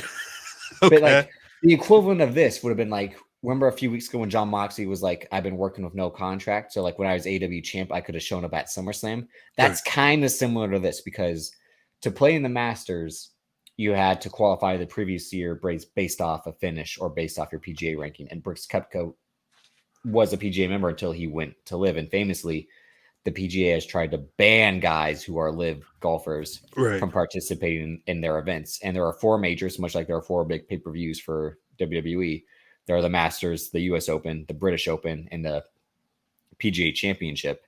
And Brooks Koepka already has 2 PGAs and 2 US Opens. He's a 4-time major winner. The only majors he doesn't have to complete the Grand Slam are the British and the Masters. So like this was a big deal for him to try to finally win the Masters. That bottom left corner with him in the blonde hair was the Masters in 2021 and in 2022, where he failed to make the cut, which means after 2 days he didn't make it to compete on the final 2 days, because it's 4 days of golf. It all depends on what the cut mark is. So if you watch Full Swing, because that's what this is from, the Netflix golf reality show, much like F1's Drive to Survive, they follow him on the second episode. It's an amazing episode where you see like him in this vulnerable state as he realizes he's not good enough to win on the PGA. And they basically sort of ask him like, are you going to take the Live money so you can, because you're not feeling like you can win anymore, because he was this unstoppable golf player for 2 years, and is like, are you going to cash out your chips and just go play golf for the money? Because that's the whole argument about Live Golf, is like these guys have sold their soul for $400 million guaranteed to just play golf. And it doesn't matter when you win or lose, because to make money in the PGA, you have to win or place high to make any amount of money. It's not guaranteed. Right. What's his answer though in those conversations? So at the time of the Full Swing document, they asked if he had signed with Live, and he said like the offer is tempting, but I don't know yet. And famously, he did end up signing with Live for like $300 million or something like that. God damn! Pay me, Live. What y'all need? And that's the thing. It's like all these guys, like they took, Phil Mickelson famously, they offered Tiger Woods like $800 million to come over, and Tiger Woods said no. That's good. Don't take the money, y'all. I mean, unless you need to take the money, but don't take the money. But Brooks Koepka has been one of my favorite golfers because he's kind of been golf's bad boy in a way. Like he has said the game's boring. He's like, golf is boring. I don't like watching it. These guys are too slow. They need to speed up how to play. Mm-hmm. He's just kind of been an asshole about the game. If you put that image back up, he's also been a trendsetter. Like the bottom middle picture are legit Virgil Abloh designed golf shoes. Are like those ones of ones? Like legit off-white 1-on-1 golf shoes, yeah. Damn. And he wore them that weekend, and everyone's like, "What's up with your shoes?" He's like, "It's fashion, bro. Like you don't know about this." Basically, he's like this. He's basically a golf bro. Like he is the bro of golf. Who's like, and the picture of him in the white hat in the turn, like that's a Nocta golf mock turtleneck. That's Drake's Nike collaboration. Like he's kind of this guy who is of the newer age and says like golf is too stuffy, it's too upper class, we need to make it more relatable for the younger people, we got to make it more entertaining, it's too boring with these guys playing so slow. Famously last Sunday, the group ahead of him was just taking their time, and the thing about golf is like people take their time, it's at your own pace basically, right? But that's a detriment to some guys who are just trying to get up, go and hit their shot and keep going. Some guys are more motivated to keep going. Yeah, those are custom 101s that were designed specifically for him. That's crazy. But like he said these comments in the past, like he wishes he wasn't a golfer. He wished he could have played baseball instead, but he had gotten a bad injury, which forced him to pick up golf instead of baseball. He had this great GQ article in 2020 where he was like, he said all these things about basically the stuff I've been saying. Like he became golf's antagonist of like, we got to fix the game, this and all that. And then in the middle picture, the guy walking behind him as he has that look on his face. So he became a guy like who had a rival, this young kid, Bryson DeChambeau, who was like into the analytics and science of golf and like how to swing the right speed and all that. Like this club at this time, all of a sudden got like in Brooks's like eyesight of like, we're going to be enemies, because Brooks Koepka became one of the first few guys of like fitness and golf, or like being muscular to hit farther and play better again, because he was a real athlete. Bryson DeChambeau picked up that approach to combine muscle and science and started just like hitting the ball farther than anyone ever hit it. And then they started having a rivalry of like Bryson DeChambeau said Brooks Koepka isn't even in good shape, because he did an ESPN The Body issue. He's like, I'm in better shape than this guy. I hit it farther than this guy. And they had like a whole back and forth. And Brooks Koepka was like, I got 4 majors and you don't have anything. So like, shut up, kid. It's just like a whole, like they played each other for charity a couple years ago. And just been a thing like this. It's kind of the thing where like everything is wrestling in a way. And he's kind of been, everything is definitely wrestling, a wrestling character. Like I have that Nike hat with the Nike reading upside down. Everyone hated his hat. They're like, what's this stupid hat design? Right. It's like, he became like Nike's new poster boy. Like, and he's like, let's be different. Like, let's not be the same. But I thought it was interesting. But I just thought it was interesting that he could have made golf history by winning a live event and then the most prestigious event in golf in the span of 7 days. Like I said, like that would have been Jon Moxley walking up at SummerSlam with the AEW world title and then having a match. And like it's the live thing, because live is basically AEW. They're the young upstart. They do a lot of things differently than the PGA does. Yeah. They play 3 days. It's also teams. It's not just an individual, like you're part of a team. So like your team can win, and if you lose individually, your team can still win. They play live music during it. Like you can hear like popular pop music or rap songs. Yeah. When guys are like hitting on you hear like, a song that's like, what the fuck? And it's trying to be golf for the millennial generation. But besides the Saudi money, the biggest issue is that they've played out a lot of Trump golf courses or formerly owned Trump golf courses. But a lot of these guys are from or live in Florida. So it's like, what do you expect? Like in terms of if they already don't support Trump, they're from Kentucky or Florida or Georgia, if they're not from certain parts of California. But didn't mean to bore everyone with golf, but I would recommend checking out Full Swing. If you want, I've heard nothing but good things about it. Yeah. If you want to get into it, much like how it helped people get into F1, watch Full Swing. It'll teach you like golf in terms of like the rules and all that, because you just think you go up and hit it, and it basically is, but like the rules of it is taught throughout the series, and the personalities and how hard. Again, it's an individual sport, really, and you get to see like how tough it is. You got to rely on yourself. And the whole thing about Brooks Koepka, he has this sad boy energy in his episode, because he's this guy who's at the top of the mountain and has had these bad injuries, so he's fallen off, and he's realizing he says it in that episode with like the blonde. He's like, I'm not good enough to play with these guys anymore. He's like, if I'm not good enough to play, then why the fuck should I play? Like, and then the last thing, GosWatch, like so often on this show. So we've been talking about Ryan Gosling's upcoming role in the Barbie movie, which apparently my stepmom and I will go see. We'll go be seeing, because I told her about it yesterday, and she's like, "Yeah, I'll go see it with you." So we might be seeing that. We might be seeing that. But if you put up the image of this right here, so currently he's filming The Fall Guy. Mm-hmm. They dropped this commercial because he apparently might have a deal with Tag Heuer, the watchmaker. They ran something similar last year with the Gray Man. Like, it's like, get the watch that the Gray Man wears. And I'm like, oh shit. And then I'm like, it's $3,000. I guess I'm not getting the watch. I'm not getting the watch that the Gray Man wears, even though I would if I could. Right. Right. Unless Tag Heuer wants to be the sponsor of White Noise, I'll get rid of this watch.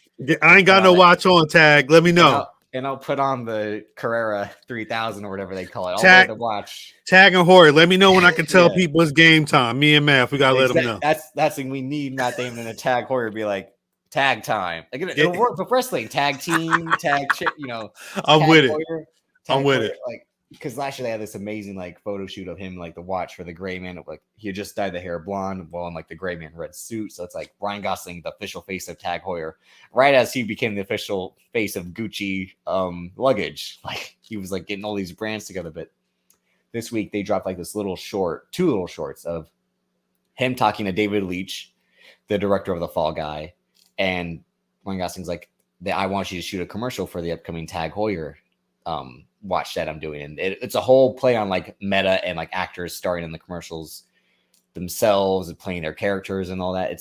So they're teasing this chase for Carrera. It might be like a commercial or short film that he'll be doing with Tag Hoyer in preparation for the Fall Guy. He's in like this Porsche driving around. Vanessa Bayer's in the other commercial. And yeah, Fall Guy is my most anticipated movie of 2024. Well, wait, let me see. So that was a tag.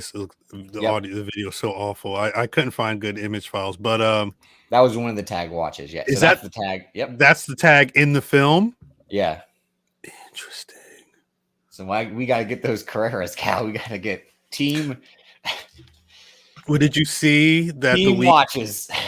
The weekend had to pull out the Gray Man for he was playing new music at Coachella this weekend. Oh shit! Yeah, they said he played. I forgot because Blink-182 played their first show together in 10 years at Coachella. Did you know Coachella was going on right now? I didn't know. Honestly, I didn't know Coachella was going on until the few influencers that I follow on Instagram were like, Coachella outfit. I'm like, shit, that's now, huh? Yeah. When it's like Blink-182 performed last night for the first time in 10 years together at Coachella, I'm like, oh, that's tonight? Like is it double weekend? Because it's usually it's double, yeah. But it was a big deal. Like that was the first time the trio of Hoppus, DeWong, and Barker. The only thing I care about with Coachella is are they doing it? Because I swear there was because Daft Punk is celebrating 10 years of Random Access Memories. Wait, so they got that together?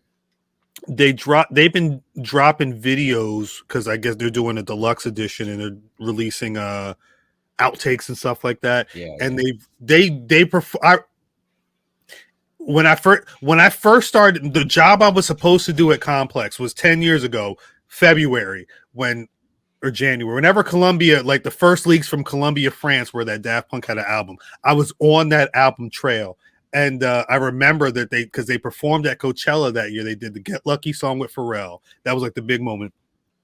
They dropped a video on their YouTube saying that they were going to be having a performance with a lot of people from the album, including Pharrell. But they're supposed to be split up, so I don't know how this is supposed to work. And I don't is it just basically like a reunion show that they're getting together? And that's what it feels like, because I think would one guy be petty enough to get a random dude to put on the other helmet? Well, all right, so and just pantomime drip in my I'm not capping when I say that I ate a lot off of Random Access Memories in terms of clicks. One of my biggest nights, being a editor in chief of Do Androids Dance for Complex Media, was the Grammys when they won all those awards. Yeah, because we'd already done posts. Like before that Grammys, one of my biggest posts on the site was like 15 pictures of Daft Punk without their mask on.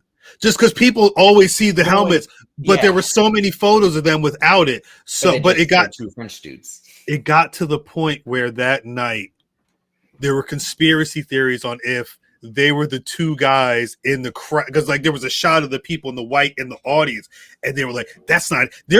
I think there's a Complex News video with me as an editor in chief of an EDM site having a conversation with Foster about it. It was years ago. There's where you're like the conspiracy theorist of like, see the height here, and like you do like when they draw with the telestrator, like you draw height difference here to here. It was a conspiracy theory, but I think no, to me, I wouldn't. If they're like, we were never in the suits unless it was this, and this moment, I'd be like, I'm not. I wouldn't be surprised to hear that, because it's like, no, that's the appeal of being those. Like they weren't on those music videos. Like they just sent the helmets. That's like. I think they were always big. Yeah, this video is probably scrubbed from the internet. They were. Yeah, it's not there. They were always big on keeping their anonymity. They didn't really fuck with. I remember one of the first images I saw of them without the helmets. They'd taken their faces and put them in like whipped cream pies, and it's just like the cream pie on their face. Covering, like they've always had a thing about the music before them. They're just two French dudes making house music, but people want to know who's behind the mask, or people want to know. Yeah, well, it's like, why wear the mask? I mean, I get like to be a band that like wears a mask, that's like pretty cool. I'm not mad at it, but then it's the thing of like, why? Are you hideous or like? And the thing is, like at a certain point, of like, no, because at some point when we're famous enough, we don't even have to be in these things. Like, it's just two dudes. Like, yeah. It's how do you think Pedro Pascal felt when he's like, I can be the Mandalorian, but I'm saying like, but I don't have to be the Mandalorian. Like if you heard a piece of music and then you saw me and you saw like I didn't have no lips, or like my face was like disformed, is that going to make you feel different about the song that you liked? Mm-hmm. Or if you saw me and I looked like the fucking Brad Pitt, that, like whatever I look like, it shouldn't have any bearing on what's coming out of the speaker that you're dancing to. And I think that's probably the biggest part of it. But that's also like, it's such a trope with electronic music produced. Like, it's just a bunch of the majority. It's just a bunch of dudes hanging out in their rooms making music for each other. Like they're more concerned about one upping each other than becoming a face for a culture, which is what America does. Like, Get Lucky was the song of the summer because I saw it all over Comedy Central and shit. Like, some things get to be too infectious and people don't. But either way, I did not know that Coachella was going on until Saturday morning. I'm so far removed. That's how I watched the clip of Travis Barker, Tom DeLonge, and Mark Hoppus getting back together for the first time in 10 years, and they played "Damn It" to end the set. Is Frank Ocean supposed to be there or something? I thought he was supposed to be the headliner, right? I think somebody said one of my homies said something about what Frank's going to do tonight, but like I know Bad Bunny did. I'm so far removed. If it's not pro wrestling, I'm really confused. Do you have a favorite Coachella moment from like Coachella's past? Being a watcher? No, I never cared that much. Like, really? Oh, okay. I thought just you being into music and you got to figure like you have to be there to really enjoy it. Not even that. 10 years ago, at this point, Do Androids Dance was a thing, which meant that if I wasn't covering like big dance music or trying to make lists about what's going on in EDM, it was festival culture, whether it was Miami Music Week with Ultra Music Fest, or Coachella was a big one because they always had DJs. Like, I was always scanning the lineups to see who was performing. But even for me, like, it was more like Coachella for me has always been who in the couple of genres that I dig are deemed to be worthy. On the cusp of, worthy of these mainstream looks. And sometimes you see the same names. Sometimes you don't see people that make sense. And I've kind of just grown like out of it. But it's funny to hear that now it's like, it's a big, reunion thing. I didn't know the Blink-182 thing was happening, but I can only imagine 10 years ago what was going on then and what's happening now. But well, famously, Homecoming took place there. Beyonce Homecoming. That's why they did the amazing Netflix documentary. Exactly. It's any Coachella memories I have are those moments, or like early was Vanessa Hudgens with like a Daisy headbands on and trying to figure out what that aesthetic was. Outside of that, like, I don't really have any like, but like, because you used to live in California, you have like a no, because it's too far south. Very far. Yeah. So no, and I don't think I'd be the type of, shockingly, if I've never been to a concert, I don't think y'all would believe I've been the guy who's gone to festivals, especially Coachella. Drip said, "Fuck that." Well, I know Drake has been there in the past. Mm-hmm. He had that the infamous moment in which like Madonna made out with him on stage. Ugh. Like you said, I watched when Vince Staples had his set in 2018. That was cool to see. Like you said, The Weeknd was there. I think he's been there the last few years because he did it with or he did it one time before, but like he's there now with Swedish House Mafia, I think, right? Because they're collaboration. Oh, is he? That would make sense to me. All I saw was I saw he performed some song from the Idol. I don't know if it was songs. That dropped this past week, and I didn't pay attention to that because I just want to watch the show and have those songs out. I still haven't heard that.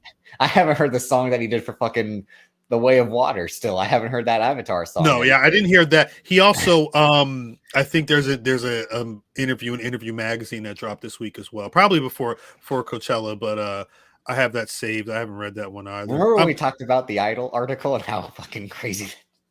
It's coming out soon, though, or maybe it's not going to come out, Khal. It's not going to come out. You don't think you think that's a lot of money to spend to piss away?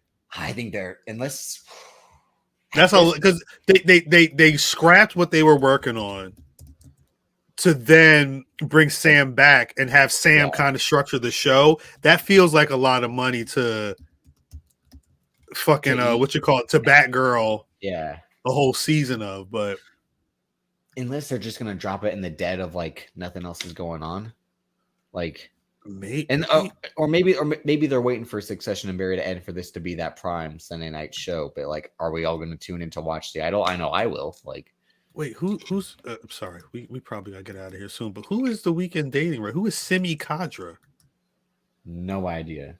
Famously dated Selena Gomez and Bella Hadid, and apparently these are that looks like Dakota, not Dakota Fanning. What's the other Dakota? Oh, Dakota Johnson. It looked like Dakota Johnson. Who is she's with Chris Martin? That's terrible. I'm sorry, that's fucked up. I don't like Chris Martin either. That's why him and Gwyneth Paltrow belong together because there's like two people who no one likes that definitely. Simi and Hayes they're Palestinian sisters that also DJ. Wait, she's got a picture of Dakota. Is this Dakota Fanning? What is with this all white fit and then the white bandana? Like that's what I'm trying to. I was looking to see if he's had the gray man. He's not the gray man. He's the white man. Like, but wait, this is on her page. I'm gonna upload. Again, I don't know anything about these people, so like I'm lightweight confused. But like I need you to let me know if these are the same people. Upload screenshot. I know you're like 5 megabytes. Come on. All right. So you see this woman here. She kind of looks like Dakota Johnson, right? I know what you're saying. She also looks. Is this Dakota Johnson or is this the Simi woman? I see what you're. It's if like Dakota Johnson, a woman trying to look like Dakota Johnson. I think again, if AI created Dakota Johnson but didn't want to give her like a thick Dakota Johnson face. Yeah, like we're trying to take away because again, Dakota Johnson is famously the daughter of Don Johnson and Melanie Griffith. So it's Dakota Johnson low key look better than this woman, but oh no, I agree. Dakota Johnson's not a bad looking woman, no. I like me with Dakota Johnson. We low key got similar birthday. Hold up, I know she's a Libra. She's a week before me. Dakota Johnson's the week before me. I got a homie that's the week after me. Anybody who's born around my birthday, I got beef with. Tony Khan was born the day before me. Oh yeah, and the streamer, I don't know if you watch Twitch. That guy Aiden Ross. I've heard the name, but we have the same birthday. Really? There's like one person that has a birthday the same day as mine that I don't beef with. I said this on was it last week's episode or when I said like O'Shea Jackson Jr. and I have the same birthday? Because you're like because you said we should make the Beetleborgs movie together. Because I'm like, I think he said he had all these ideas. Like, how come they made Beetleborgs? How come they made a Zoids movie? How come they? And I'm like, because I'm like, am I supposed to go up to fucking Ice Cube's son and be like, let's make the Beetleborgs movie? You may no. I feel like I don't want to say reckless, but like because he's into wrestling too. So like, yeah, that's what I'm saying. He feels like he's much more like charismatic with the shit he loves. And if he would be a good white noise guest if that. A good white noise guest if that were to. Oh my gosh. Again, he's actually he's a good conversation. I bet. Yeah. He has one of my favorite moments in even though I didn't like it that much, and it's not a bad movie, but in Long Shot at the end when he finally tells like Seth Rogen that he's not only a black Republican, but a Christian black Republican.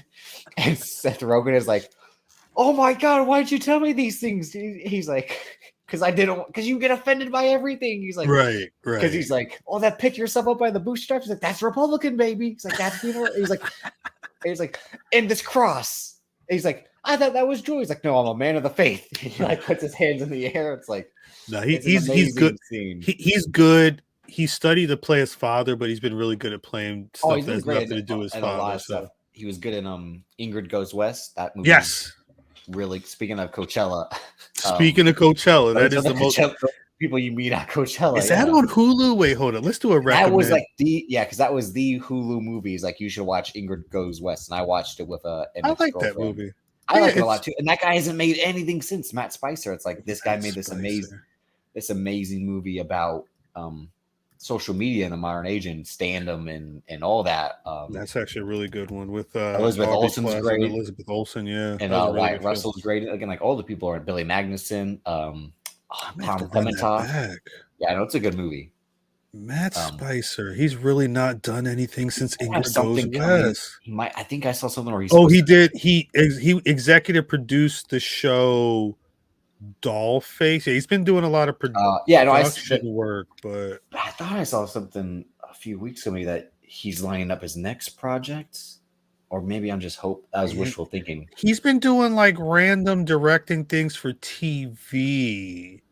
But see, there's that Ari Aster Boots Riley thing about like what do these guys do in the time in between, or how do you get started? Like, this guy made a movie that is really slept on. And I always hate saying that, because like in the film Twitter world, it's probably like a big deal, this movie, because it has like 6 super famous people now, just in terms of like they've been in Marvel stuff and other mainstream stuff. But it also looks amazing. It has that look to it as well.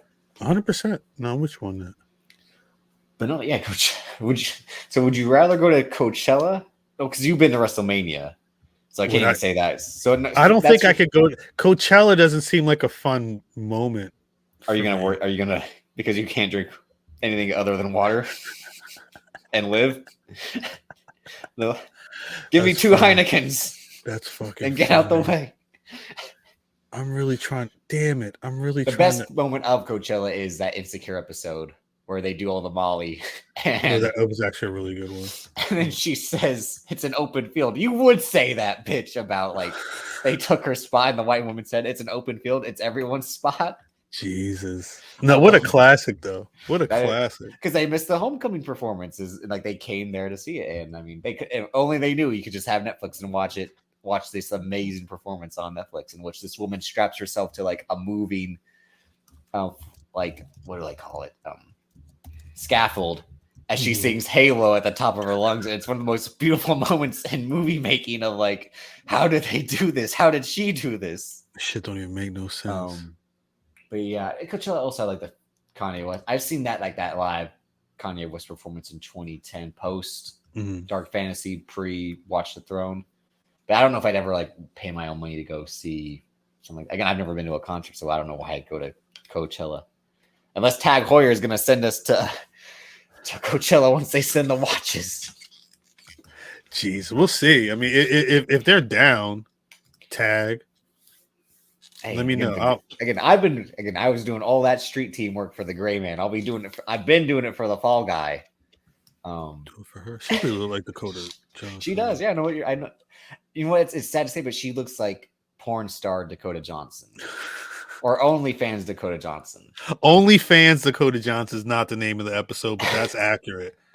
That's accurate. Are you worried about like all this stuff with like the AI tech, like the AI songs, and then like the deep fakes? Are you worried that the thing with AI realistically is right now it's only doing what you tell it to do? Yeah. Like when I go to, there's a couple of pages I go to on YouTube to get the skinny on what's going on, and all they're saying is the chat GPT, the point of chat GPT, the biggest problem with chat GPT is that it's learning how you speak. Like it's the problem, the gift and the curse of that stuff is its knowledge base is off of the internet input. Okay. Whether it's because like if you were to ask a question about Roddy Piper, it's going to go based off of everything on the internet with Roddy Piper and trying to figure it out. Yeah. It's not at the concise. Right now, they're not at the level where it's like sentient. It's literally just. Oh, I don't mean in that way. Just no, but those are my fears. though. Like, you actually worry about Skynet? When I think about this stuff, it's like how close are we to Skynet? Like, you know, if if I could, because it's not like if you watch the videos, it's not even that it just spits it back to you or like it can write at term paper. It's the speed. Yeah. Once you hit enter, it's and it's spitting back stuff that it's found online and it's putting it in a way that we understand it. But if you put like a couple of pieces of code in there, you could probably change the whole thing and it could really start honing in or really start trying to. I don't know. I could be a conspiracy theorist, but as long as I know that the machines aren't trying to eat me, I'm cool.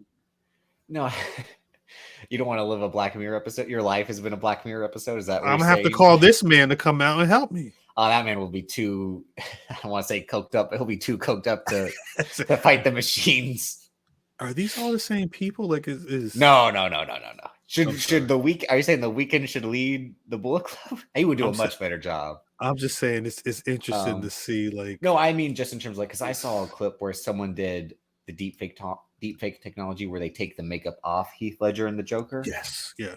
And that was very disturbing, just in terms of like you ruin something like that's the only thing I worry about with the AI. Like they made Drake sing Munch. Like I saw that for a second. Like I'm only worried about that. Like, are you like creating like because the whole point of like YouTube a few years ago, right, was like those fake songs from like a secret Drake song. And it was just like it was manufactured or just an old song that was like recycled or repurposed. I think the problem is. But using it to create like a whole movie of just like, again, basically what James Cameron wants to do is like, we don't need actors, but you need actors to be in the suits. But the idea would be instead of hiring a cameraman, you're going to teach the camera how long it has to wait for the shots to go through a scene. That's what I mean. And it would just have to work based off the actors. Like I could see, it seems like the chat, we're such on the AI. I didn't mean to go on this route, but no, I mean like, well, like if the AI seems to be simplifying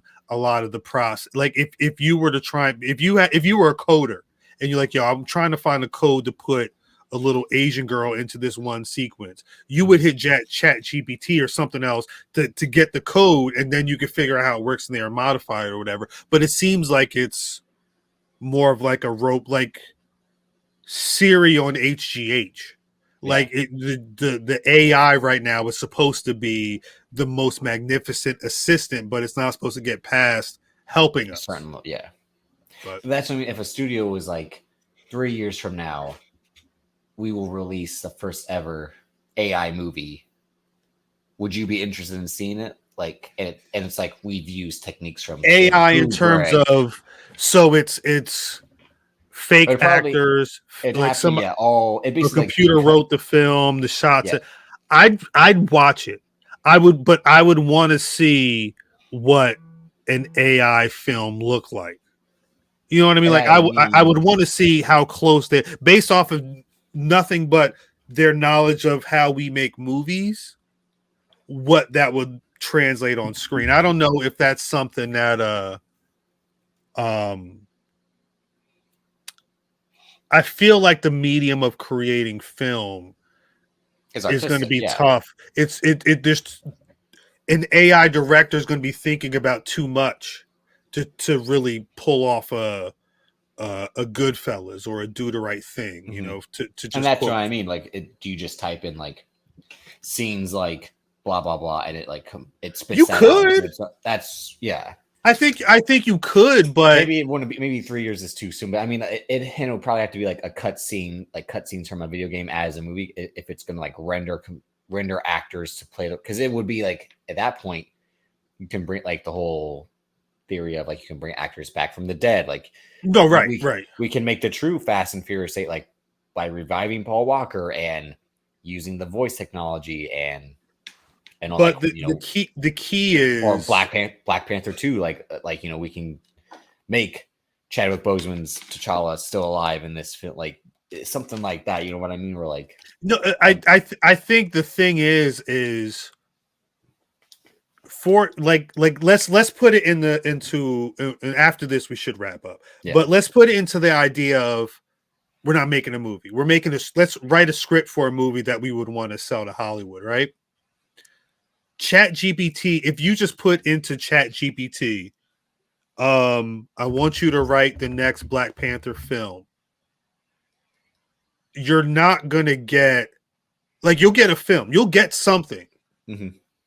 It's not going to have the twists and turns of the first film. It's not going to have baked in like a lot of stuff from the second film. The key to Chat GPT working for you is not what you ask, it's how you ask. And the important thing is how detailed you are and how specific you are. Because I've seen people do things, and then when they have to edit things, it's specifically about honing in and you have to ask the right prompts to get the full thing that you want. And I think we're probably too stupid to make stuff like this really kill us right now. But somebody like again, this I know what you mean. Yeah, this is the like type in drone. Like, how do we take over? No, right. But this is the thing that where my mind goes, because like I'm afraid right now, but I'm afraid right now for the same reason I'm afraid when people would go on those apps and it'd be like, oh, let's take a selfie. What piece of modern art looks like my face? At a certain point, that's a database that has X amount of faces that are in there. My brain is, oh, all these fucked up hand pictures with the AI. I wonder if they tapped into all these free photos that people were uploading willy-nilly for months. Now it's a situation where we're teaching the computers how to talk like humans. Because at some point, they want it to be, and they as meaning the people that want us to stay on these computers, they want us to go to a website and think we're talking to somebody, but really it's a computer. To the point where I'm dead ass. Like I think you're not supposed to realize that you're dealing with a machine, which is scary when it's not scary because it's a thing. It's scary when the wrong person with the right knowledge can put the particular piece of code in there or whatever to turn that machine into, oh, I'm not just taking information, but maybe I'm scanning your cookies for credit card info, or I'm trying to get your passwords of these sites. Like there's a lot that can be baked into a computer program. You just have to know how to ask the right questions. And I don't want to sound like I think the world's about to end tomorrow, but I just wish that things were a little more cautious when it came to this type of technology, because anything could happen. You said, it's videos of Obama talking about fucking Fortnite off the chat, the AI whatever recreation of voices. Like it's going to be too easy to fool a bunch of dumb people with some real serious shit. Well, I just think the process of like you can put anyone in the CGI suits, and then they can do all the dialogue, and then the AI can rewrite it with the Chadwick Boseman audio, and then do the deepfake technology where his face is on, because they create a whole CGI render of the. I just think about it in terms like how they do video game cutscenes in like animated movies. Like, would that be like actors who have passed on, or actors probably you don't want to pay for this movie? Like, you can create a whole CGI movie of like nothing in this world exists. Just the whole point of Avatar, basically. Like, no one exists in this movie with the exception of the 3 or 4 human actors. You know what happens? It's either they sign this deal in the perpetuity for the likeness of this one person for the character, or they say, okay, we're going to do young Flash, and it's going to be a new character, and this new actor may not be really seasoned, but he's really good. He's going to be down to sign a 10-year contract where his face is over the games and the toys and everything. So they'll figure out a way. Your hope is that whoever's going to be the guinea pig for that is able to get as much money as they can for having to be that sacrifice. But don't let me sound like too much of an old conspiracy theorist, doomsday ass person. This is fun, Drip.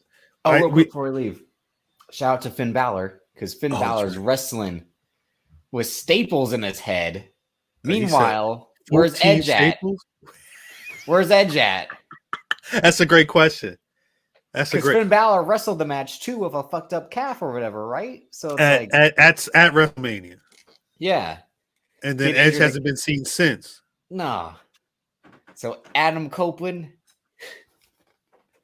just retire already. Do us all a favor, because you're injuring people.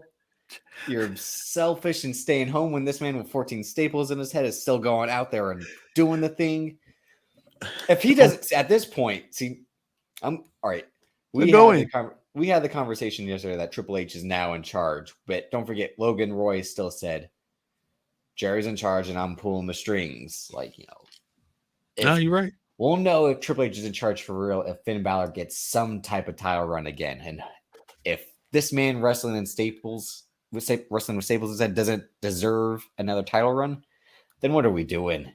Staples in his head. His head was split open. Against a Hall of Famer.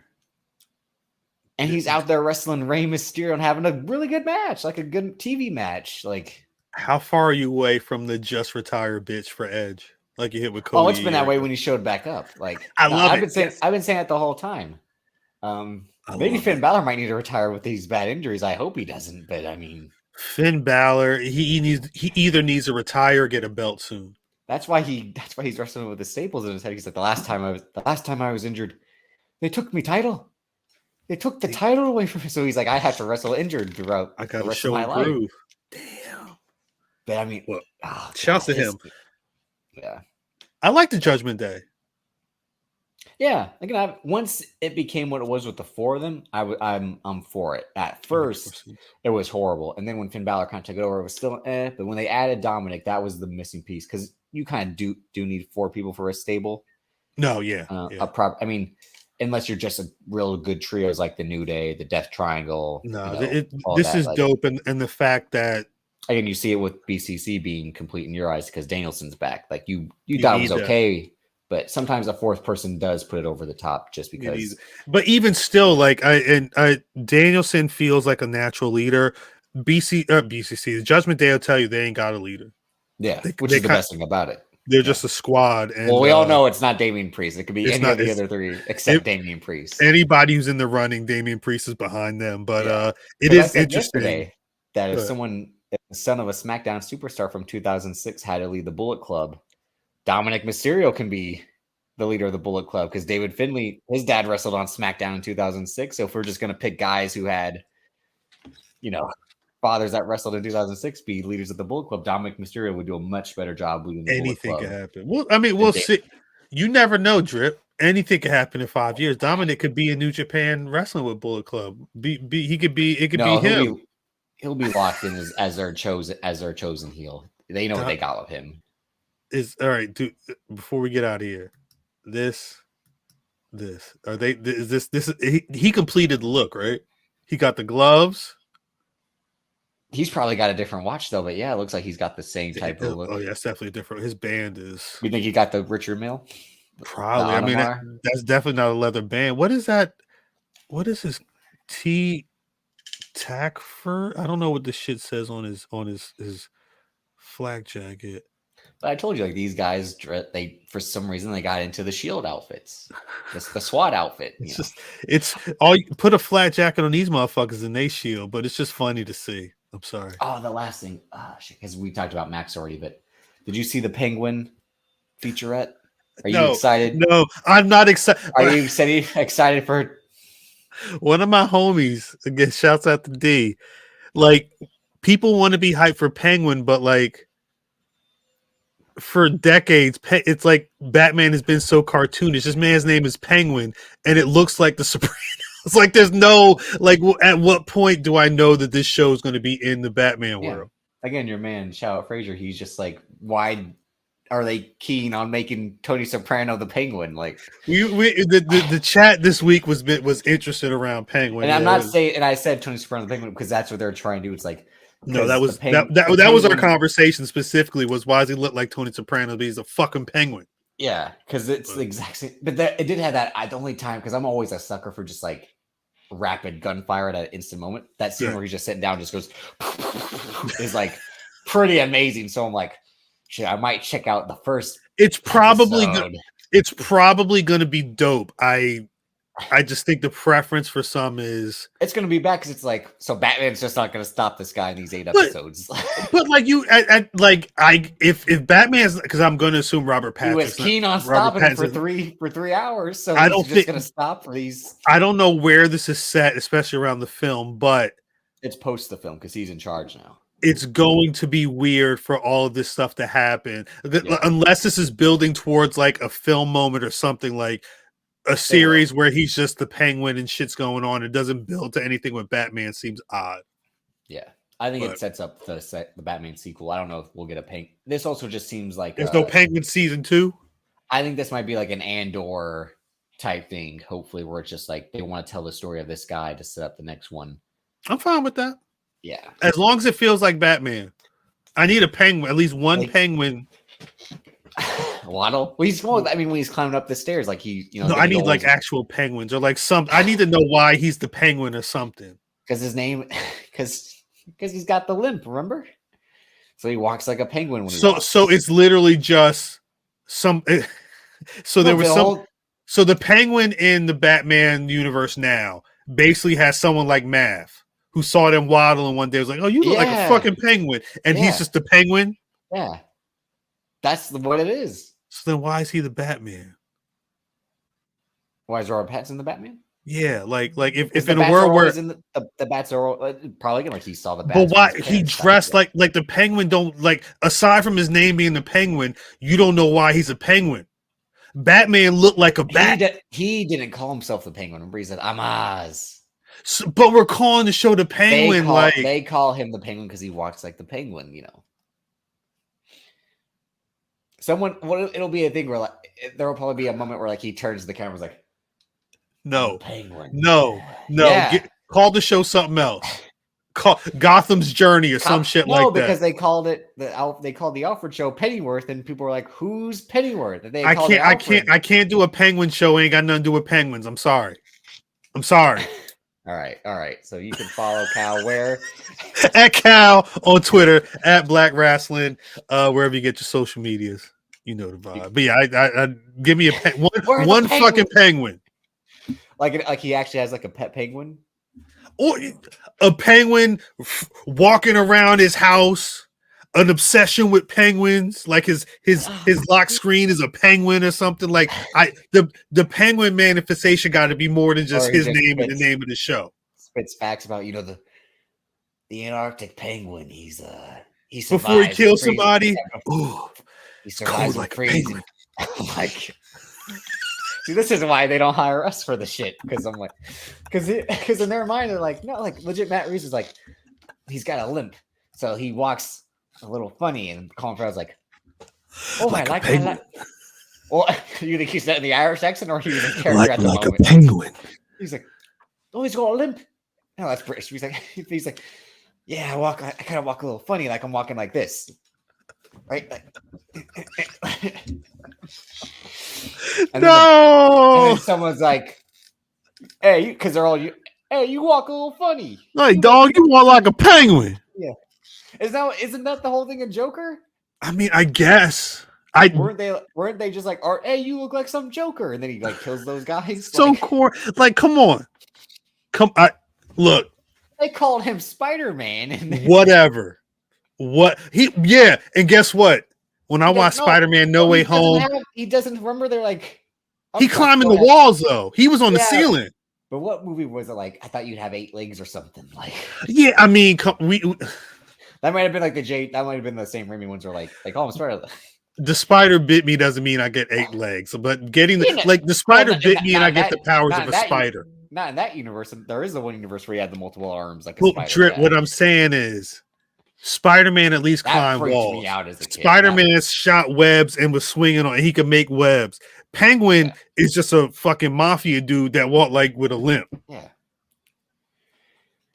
Gabagool. Yeah.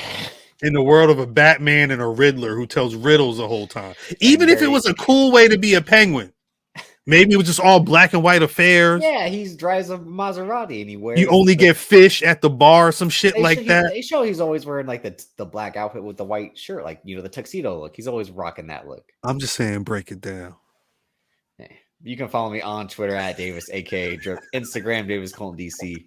Keep paying the 1, paying the 10 like you are right now, so you get that instant access. If not, you can watch the replay of White Noise on our YouTube, Black Wrestling YouTube, where we have something else every Wednesday, Black Wrestling Proper every Thursday, and on the Patreon we have Black Watch, Bulls in a China Shop, Black Wrestling Reaction Club. You and I, maybe Matt too, might be doing something Kimbo Slice related. That will be pretty interesting to talk about. The man, the myth, the legend. We'll figure that out.